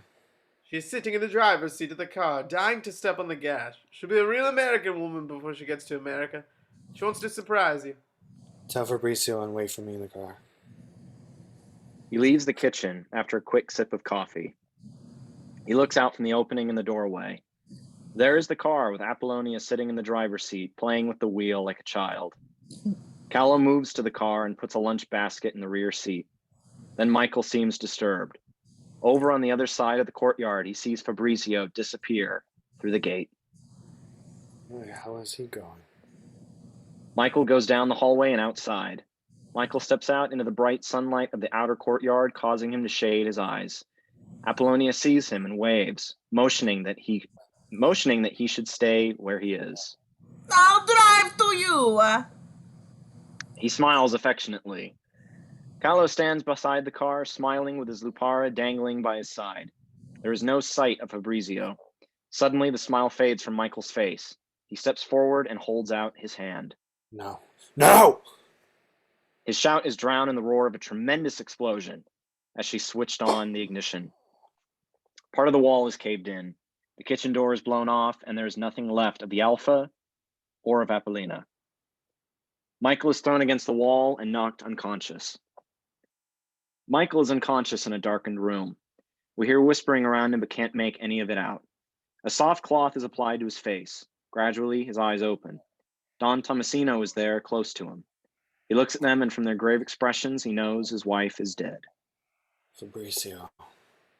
Let you shepherds know that the one who gives me Fabrizio will own the finest pastures in Sicily. Fade out. Fade in. Easter. A high view on the Corleone Mall in the springtime. Hordes of little children, including many of the Corleone children and grandchildren, rush about carrying little Easter baskets, searching here and there for candy treasure and hidden Easter eggs. The Don himself, much older, much smaller in size, wearing baggy pants and a plaid shirt and an old hat, moves around his garden, tending rows and rows of rich tomato plants. That's the life. Suddenly he stops and looks. Michael stands there, still holding his suitcase. Great emotion comes over the Don, who takes a few steps in Michael's direction. Michael leaves his suitcase and walks to his favorite son and embraces him. Be my son. Don Corleone leads Michael through the corridors of the building. This old building has seen its day. No way to do business. Too small, too old. Have you thought about a wife, a family? No, I understand, Mike. But you must make a family, you know. I want children. I want a family. But I don't know when. Accept what's happened, Michael. I could accept everything that's happened. I could accept it. But then I never had a choice. From the time I was born, you had laid this all out for me. No, I wanted other things for you. You wanted me to be your son. Yes, but sons who would be professors, scientists, musicians, and grandchildren who could be, who knows, a governor, a president even. Nothing's impossible here in America. Why have I become a man like you? You are like me. We refuse to be fools, to be puppets dancing on a string pulled by other men. I hope the time for guns and killing and massacres was over. That was my misfortune. That was your misfortune. I was hunted on the streets of Corleone when I was 12 years old because of who my father was. I had no choice. Man has to choose what he will be. I believe that. What else do you believe in? Believe in a family. Can you believe in your country? Those pezzi avanti of the state who decide what we shall do with our lives, who declare wars they wish us to fight to protect what they own. Do you put your fate in the hands of men whose only talent is that they trick or block a people to vote for them? Michael, in 5 years, the Corleone family can be completely legitimate. Very difficult things have to happen to make that possible. I can't do them anymore, but you can if you choose to. Believe in a family. Believe in a code of honor, older and higher. Believe in roots that go back thousands of years into your race. Make a family, Michael, and protect it. These are our affairs. Sono cosa nostra. Governments only protect men who have their own individual power. Be one of those men. You have the choice. A moving view, driving up the Las Vegas Strip of 1955. Oh, my hat. Hold on a moment. Hey, that's one of the family's new ones. Not bad, eh?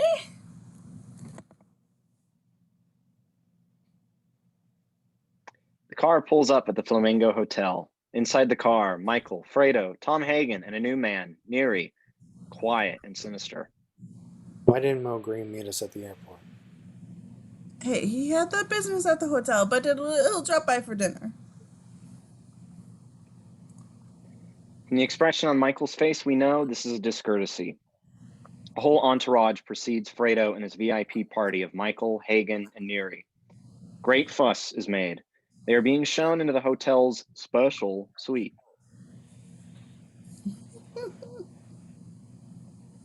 You look wonderful, kid. Really wonderful. The doctor did some great job on your face. You look good too. Nice, eh?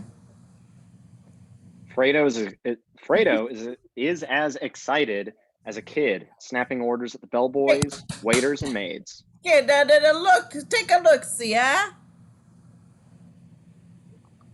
Michael gives a look to Hagen and continues into the bedroom. There is an enormous circular bed on a huge platform, mirrors to each side. Fredo points upward, a view into a large ceiling mirror. I'm sorry, is this the 70s or the 40s? I don't even know. But ever seen anything like that before? Production design sucks. No. Michael is alone in the bedroom. He is just finishing dressing. He puts on his jacket. From the window, with the lights blinking, we can tell it's late at night. Michael passes into the other room. He stops, looks. He is disturbed. A magnificent circular table has been set up in his suite. A lavish table, setting for 8. Standing by the table are Hagen, Johnny Fontaine, looking wonderful, and a little heavier, beautifully dressed. Fredo, a dandy, and 2 Las Vegas girls. Neri stands quietly by the door. I'm a dandy, that's right. Mike, the party is starting. Come here a minute, Fredo. Who are those girls? Well, that's for you to find out. Give them some money and send them home. Mike, come on. Party pooper. They are seated around the lavish table in Michael's suite. Michael is speaking to Johnny. Johnny, the Corleone family is thinking of selling out all their interests in the olive oil business and settling here. Mo Green will sell us his interests so it can be wholly owned by friends of the family. Mike, you sure you about Mo selling? He never mentioned it to me, and he loves the business. You make him an offer you can't refuse. Johnny, Don wants you to help us get started. We figure entertainment will be the big factor in drawing gamblers. We hope you'll sign a contract to appear 5 times a year for maybe a week-long engagement. We hope your friends in the movies will do the same, and we count on you to convince them. Sure, I'll do anything for my Godfather. You know that, Mike. There is a knock on the door. Neri rises, looks at Michael, who nods. Neri opens the door, and Mo Green enters, followed by 2 bodyguards. He has a handsome hood, dressed in a Hollywood style. His bodyguards are more West Coast style. Hey, West Coast. Somebody else read Mo, so I don't talk to myself. Mike, good to see you. Got everything you want? Thanks. Yo, the chef cooked for you special. The dancers, will kick your tongue out and your credit is good. Draw chips for all these people so they can play on the house. Is my credit good enough to buy you out? Buy me out? The hotel, the casino. Corleone family wants to buy you out.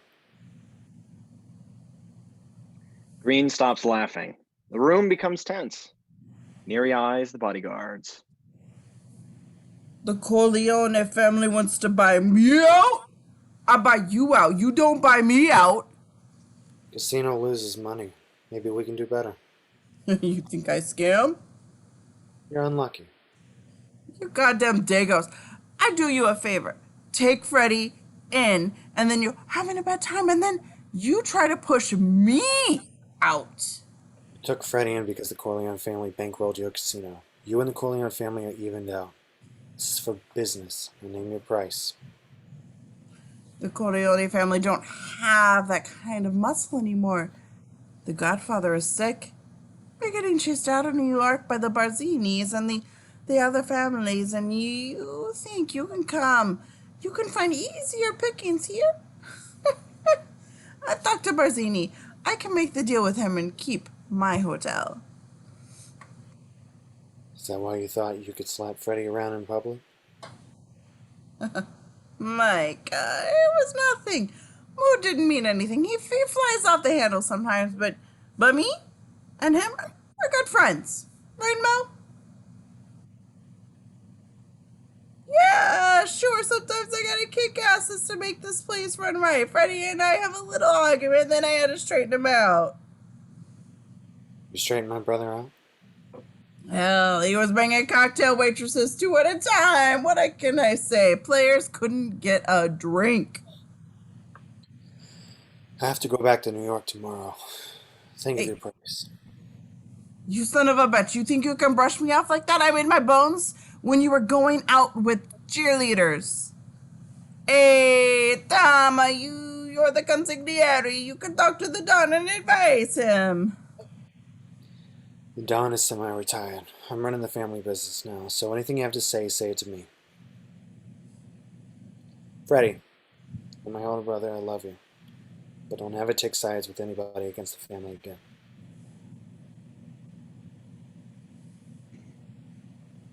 Kay sits in the back of a limousine parked by the Newark airport.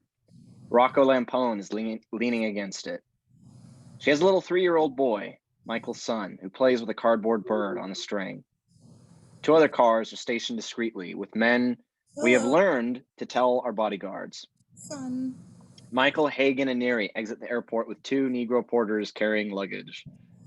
Neri sees something and taps Michael on the shoulder. Michael turns and sees Kay. Lampone opens the car door. Kay steps out with the boy, and Michael embraces her and kisses his son. Automatically, the luggage is put in. Neri replaces Lampone as the driver, and Lampone joins the other men. Hagen gets into one of the other cars. The limo drives off, preceded and followed by the other sedans. The little boy looks out the window as they drive. I have to see my father and his people when we get back to the mall.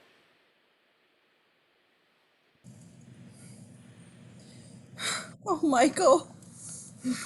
Go to the Your show. son and I miss you.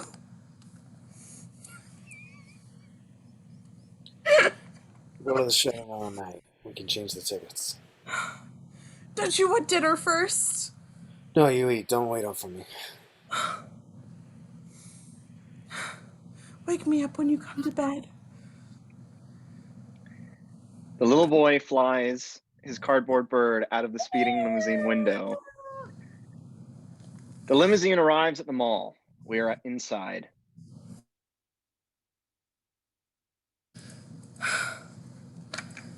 Your sister wants to ask you something. Let her ask. She's afraid to, Michael. Why are you so cold to her? And Carlo, they live with us on the mall now, but you never get close to them. I'm busy. Connie and Carlo want you to be the godfather of their little boy. Neri opens the door. Michael starts to get out, K2. He smiles at her, tired and a little sad.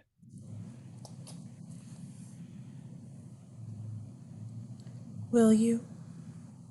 Let me think about it, okay? For our son. Little Grogu. She smiles. Michael goes with Neri to the main house. Kay and the little boy, Grogu, move to the house that was Sonny's.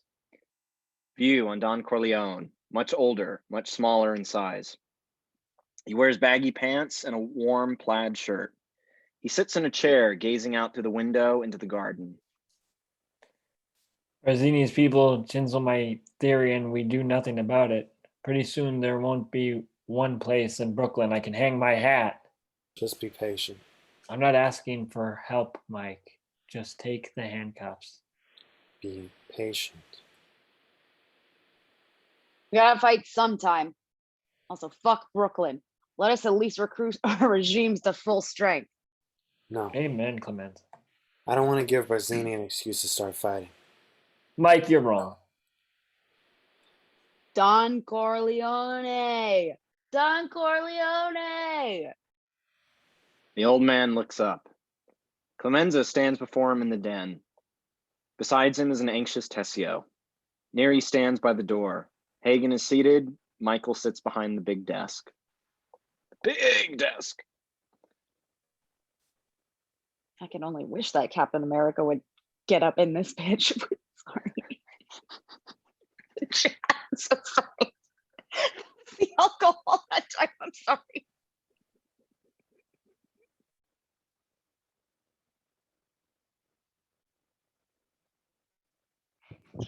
Letting in for Clemenza is Anne. You said there would come a day when Tessio and me could form our own families. Only with your benediction, of course. I ask her with the permission. Thank you. My son is head of the family now. If you have his permission, you have my goodwill. In 6 months, you can break off from the Corleone family and go on your own. Carlo, I'm counting on you to make the move to Nevada. You'll be my right-hand man out there. Tom Hagen is no longer the consigliere. It's going to be our lawyer in Vegas. Nobody goes to him with any other business as of now, this minute. No reflection on Tom. That's the way I want. Besides, if I ever need any advice, who's a better consigliere than my father? Then in the 6 months, we're on our own. Is that it? Maybe less.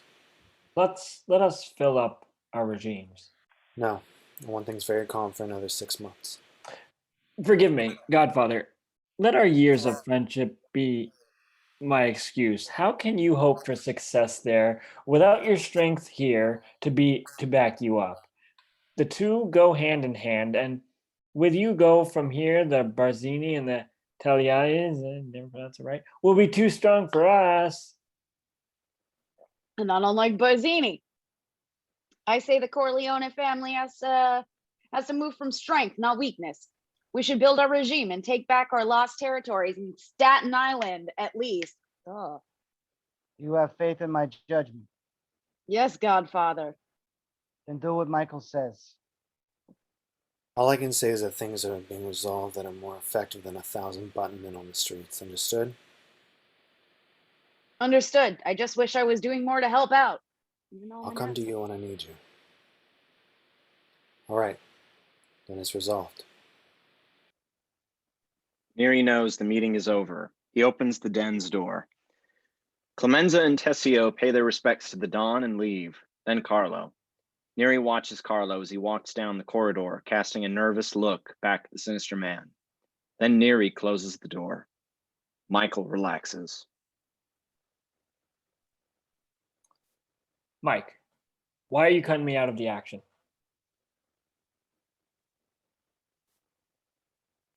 Tom, we're going to be legitimate all the way, and you're the legal man. What could be more important than that?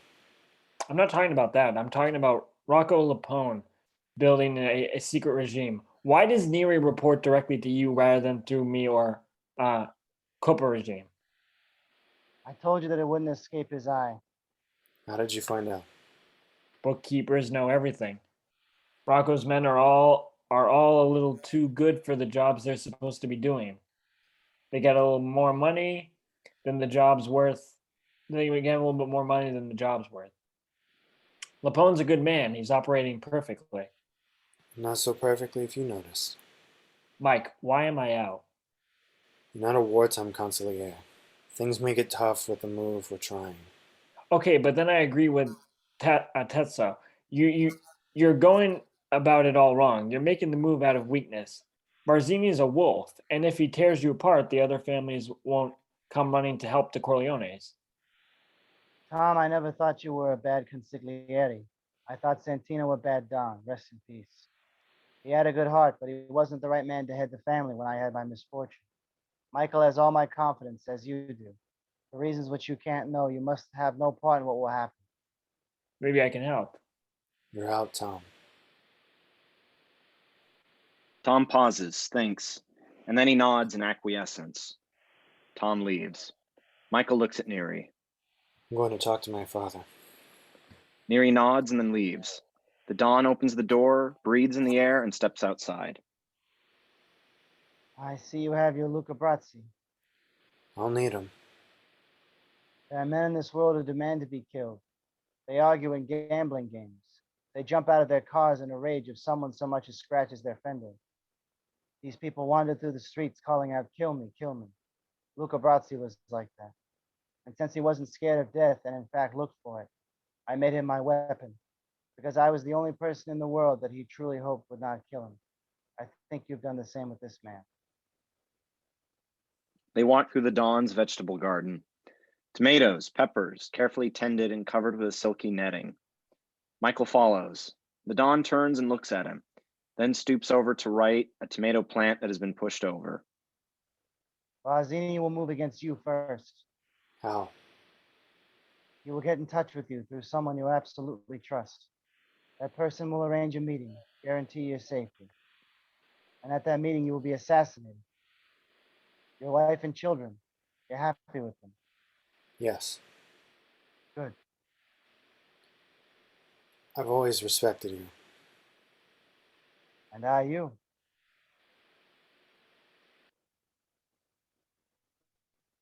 Kay and Mama walking from the black car that has just left them off.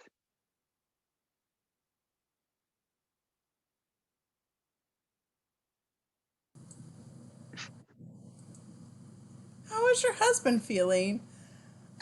He's not the same since they shot him. He just lets Michael do all the work. He just plays the fool with his garden, and then it's and his peppers and his tomatoes as if he was a peasant still. But one minute like that, you come in too. The priest ain't gonna bite you because you're not a Catholic. He's in the back drinking his wine. Kay laughs and follows Mama up the steps of the church. They enter. Inside the church, Kay watches as Mama blesses herself in the holy water. Is it right, left, or left, right? I don't remember. I'm a horrible Catholic. You can. Tentatively, Kay dips her fingers into the water and blesses herself. Then she follows Mama down the aisle in awe at the high ceiling, the art, the windows, and finally the altar. Mama stops by the impressive tiers of candles. There's a large coin box for those who wish to pay for lighting candles. Mama fumbles in her purse for change. Kay gives her some. Mama drops the coins in the box one by one, then takes the taper, and in a pattern known only to her and with great dignity, she closes her eyes, says a prayer, and then lights 20 candles. She finishes and bows her head. Very few people in the streets, total silence. But black flower cars as far as the eye can see for blocks and blocks, an expression of respect, of honor, and fear that is enormous. Certainly no more could be done for a president or a king. Each car carries an elaborate floral decoration. We show these in detail in the flowered messages. A benefactor to mankind. He knew and pitied our Don, our leader, the Sacred Heart. Silence. The flower cars, funeral limousines, and private cars fill all the areas attendant to the Corleone residence. Hundreds of people fill them all, reminiscent in size of the wedding of Connie and Carlo. Of course, now the mood is somber and respectful. Michael, Mama, Fredo, and Hagen stand by the flowered platform which holds the ornate coffin. We cannot see the remains of Don Corleone. Bonacera is nearby, ready to do service to the bereaved family. One by one, the mourners come by, weeping, or merely with grave expressions, pay their respects, and continue. The view alters and we see that the line is endless. Johnny Fontaine, tears openly falling, takes his turn. Children are taken by the hand and lifted for their last look at the great man. Clemenza whispers into the ear of Lampone. Lampone immediately arranges for the members of the 5 New York families to pay their respects. First Caneo, then Stracci, then Zalucci, then Philip Tattaglia, who merely passes by the coffin. Then Barzini in a black Homburg, standing a long time. Michael watches the scene. Barzini crosses himself and passes on, immediately rejoined by his men. As Barzini leaves, it seems as though everyone is fawning on him, perhaps asking for favors.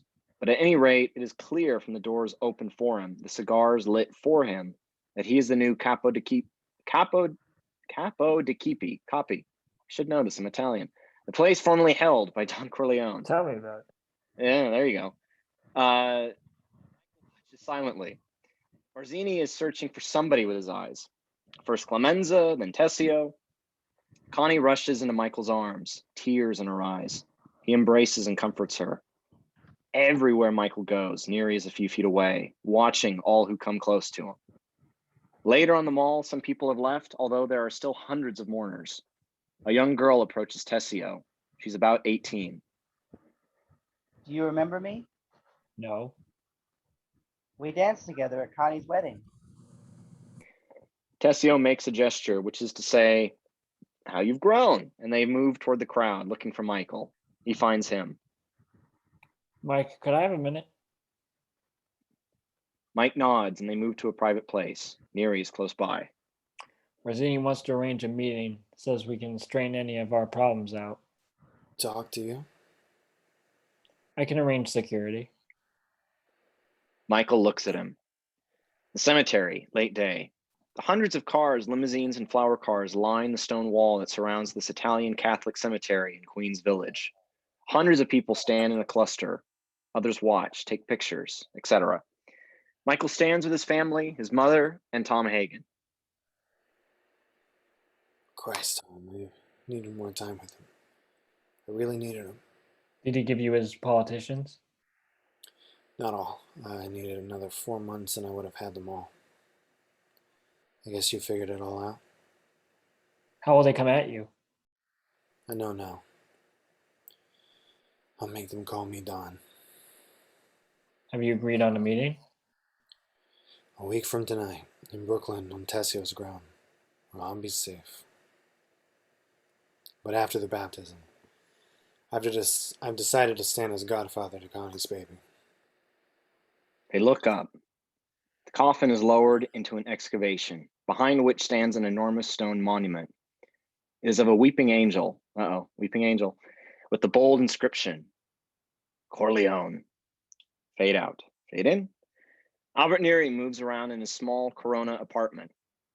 He pulls a small trunk from under his bed.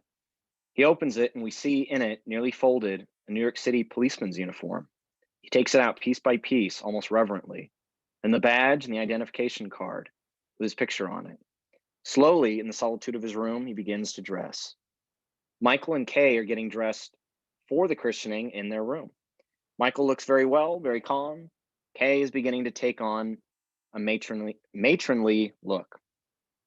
In a Long Island motel, Rocco Lampone carefully disassembles a revolver, oils it, checks it, and puts it back together. Peter Clemenza about to get in his Lincoln. He hesitates, takes a rag and cleans some dirt off of the fender, and then gets in, drives off. The church. Various relatives and friends are beginning to gather at the church. They laugh and talk. A Monsignor is officiating. Not all of the participants have arrived yet. Connie is there with a beaming Carlo. She holds the infant, showing him off to interested people. Gotta see the baby. Neary walks down the sidewalk in the neighborhood of the UN building. He is dressed as and has the bearing of a policeman. He carries a huge flashlight. Lampone steps out in the little balcony of a sea resort motel. We can see the bright neon lit sign advertising, rooms facing the sea, vacancy. The church. Connie holds the baby. The Monsignor is speaking. Kay and Michael stand side by side around the urn. Do you pledge to guide and protect this child if he is left fatherless? Do you promise to shield him against the wickedness of the world? Yes, I promise.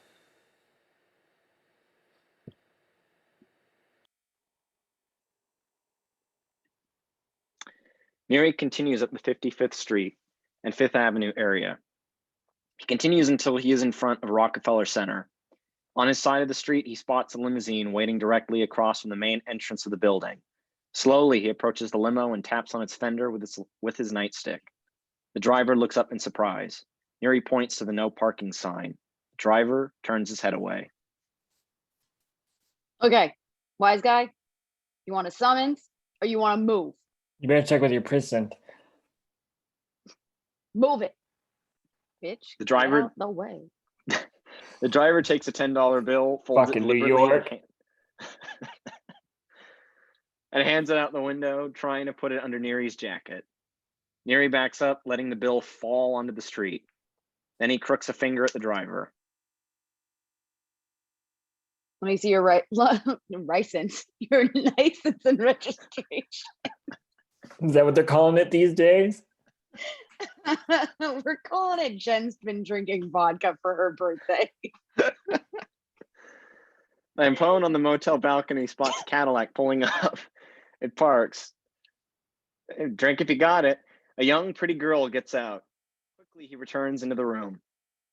Clemenza is climbing the back stairs of a large motel. Motel. He rounds the corner, puffs a little, and then continues upward. The church. Close on the priest's fingers as he gently applies oil to the infant's ears and nostrils. Epitaph, be open so you may perceive the fragrance of God's sweetness. The driver of the limousine in front of Rockefeller Center is arguing with Neary. Now the driver looks up. What he sees, 2 men in top coats exiting the building through the revolving glass doors. Neary opens fire, trapping Barzini in the shattering glass doors. The doors still rotate, moving the dead body of Barzini with them. In the church, the view on Michael. The priest hands him the infant. Do you renounce Satan I do renounce him. and all his works? I do renounce them.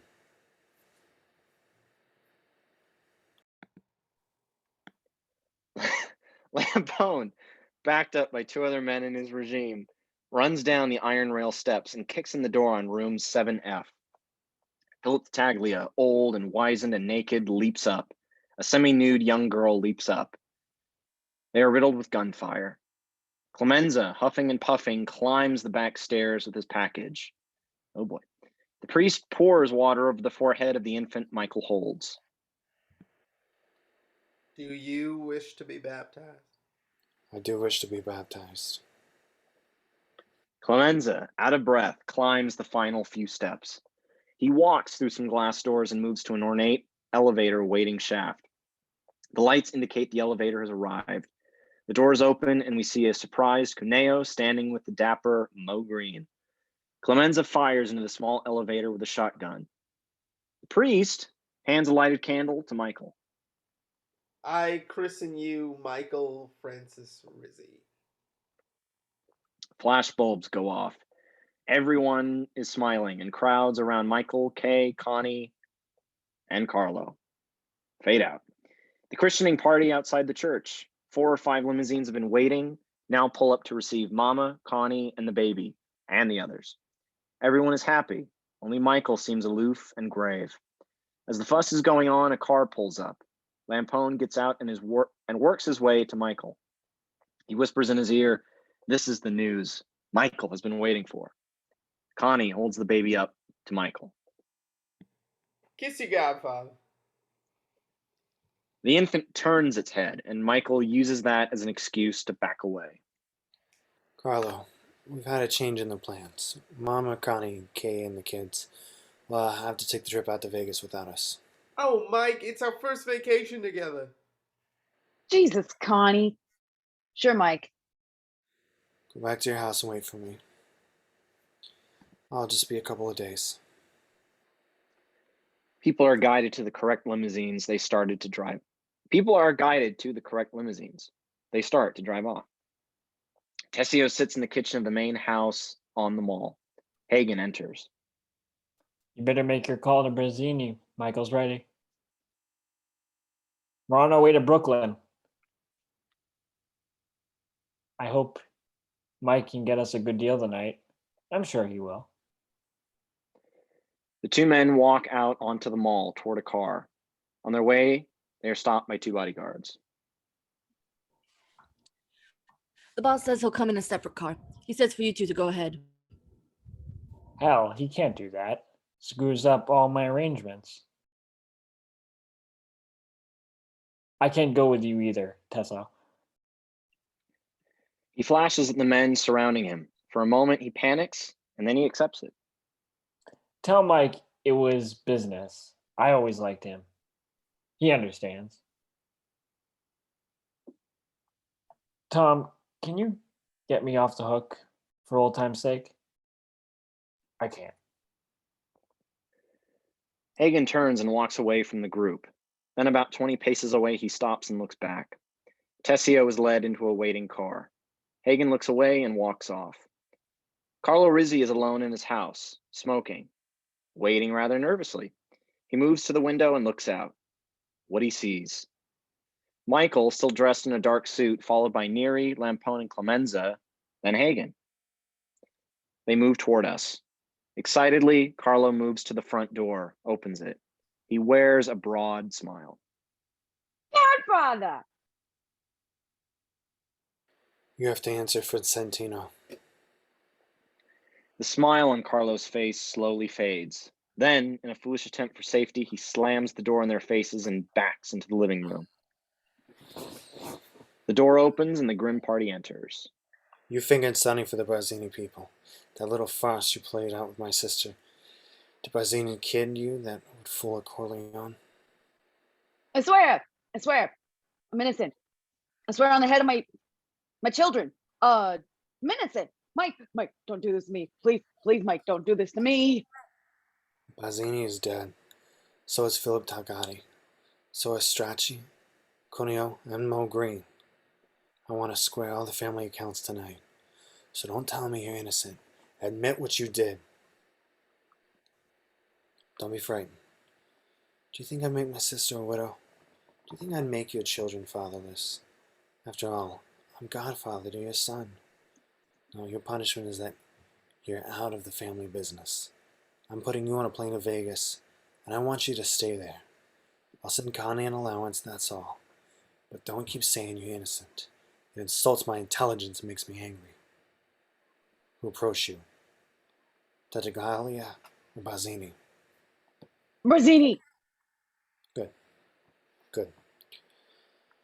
Leave now. There's a car waiting to take you to the airport. Carla moves to the door, opens it. There is a car waiting with a group of men around it. He looks back at Michael, who reassures him. Call your wife and tell her what flight you're on. Carla moves out to the mall. The button men are putting his things in the trunk. One opens the front door for him. Someone is sitting in the rear seat, though we cannot see who. Carlo gets into the car out of nervousness. He looks back to see the other men. It is Clemenza, who nods cordially. The motor starts, and as the car pulls away, Clemenza suddenly throws the garrote around Carlo's neck. He chokes and leaps up like a fish on a line, kicking his feet. The garrote is pulled tighter. Carlo's face turns color. His thrashing feet kick right through the front windshield. Then the body goes slack. Clemenza makes a foul face and opens the window as the car drives off. Michael and his party, they watch. Then he turns and walks off, and they follow. Michael sits alone in the back of his car. Neri is driving. They do not speak for a long time. It is night. Car lights flash by. Neri turns back.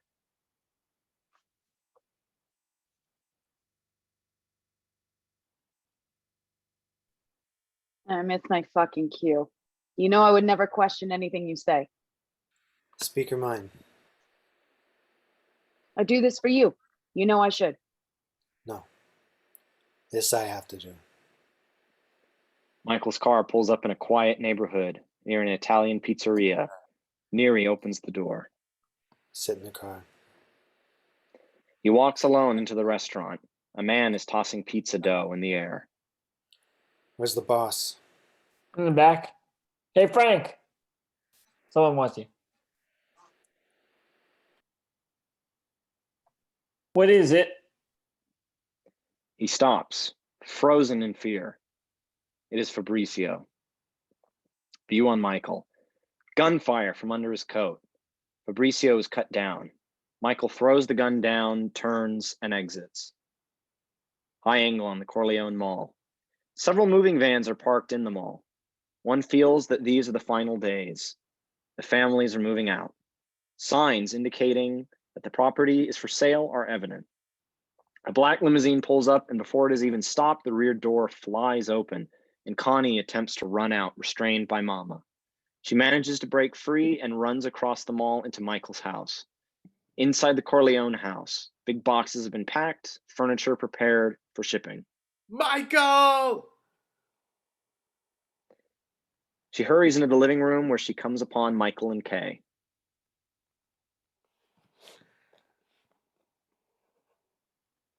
Michael! Connie? Connie. You lousy bastard! You killed my husband! You waited until our father died and nobody could stop you and you killed him! You No. killed him! You blamed him about Sonny. You always did. Everybody did. But you never thought about me. Never gave a damn about me. What am I gonna do now? What am I gonna do? What am I gonna do? Two of Connie- Michael's body... Connie, how could you say such things? Why do you think he kept Carlo on the mall? All the time he knew he was going to kill my husband, but he didn't dare while my father was alive. And then he stood godfather to our child, that cold-hearted bastard. And do you know how many men he had killed with Carlo? Just read the papers. That's your husband. Get her home and get a doctor. The two bodyguards immediately take her arms and move her, gently but firmly. Kay is shocked, never taking her look of amazement from Michael. He feels her look. She's hysterical.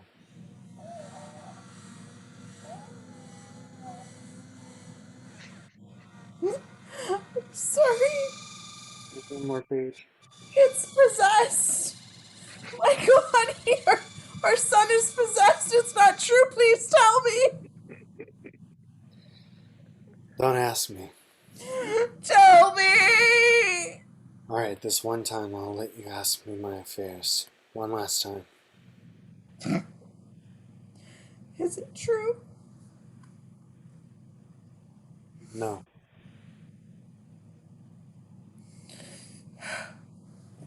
We both need a drink. She moves back into the kitchen and begins to prepare the drinks. From her vantage point, as she smilingly makes the drinks, she sees Clemenza, Neri, and Rocco Lampone enter the house with their bodyguards. She watches with curiosity as Michael stands to receive them. He stands arrogantly at ease, weight resting on one foot slightly behind the other, one hand on his hip, like a Roman emperor. The Capo Regimes stand before him. Clemenza takes Michael's hand, kissing it. Don Corleone. The smile fades from Kay's face as she looks at what her husband has become. Kay wears a shawl over her hand. She drops many coins in the coin box and lifts a burning taper, and one by one, in a pattern known only to herself, lights 30 candles. The end. Oh, yay! Sorry for the Grogu possession there, but thank you for watching. Everyone involved, you did an amazing, amazing job. I love you all. Again, thank you for watching. Have a lovely night. And I'm going to hit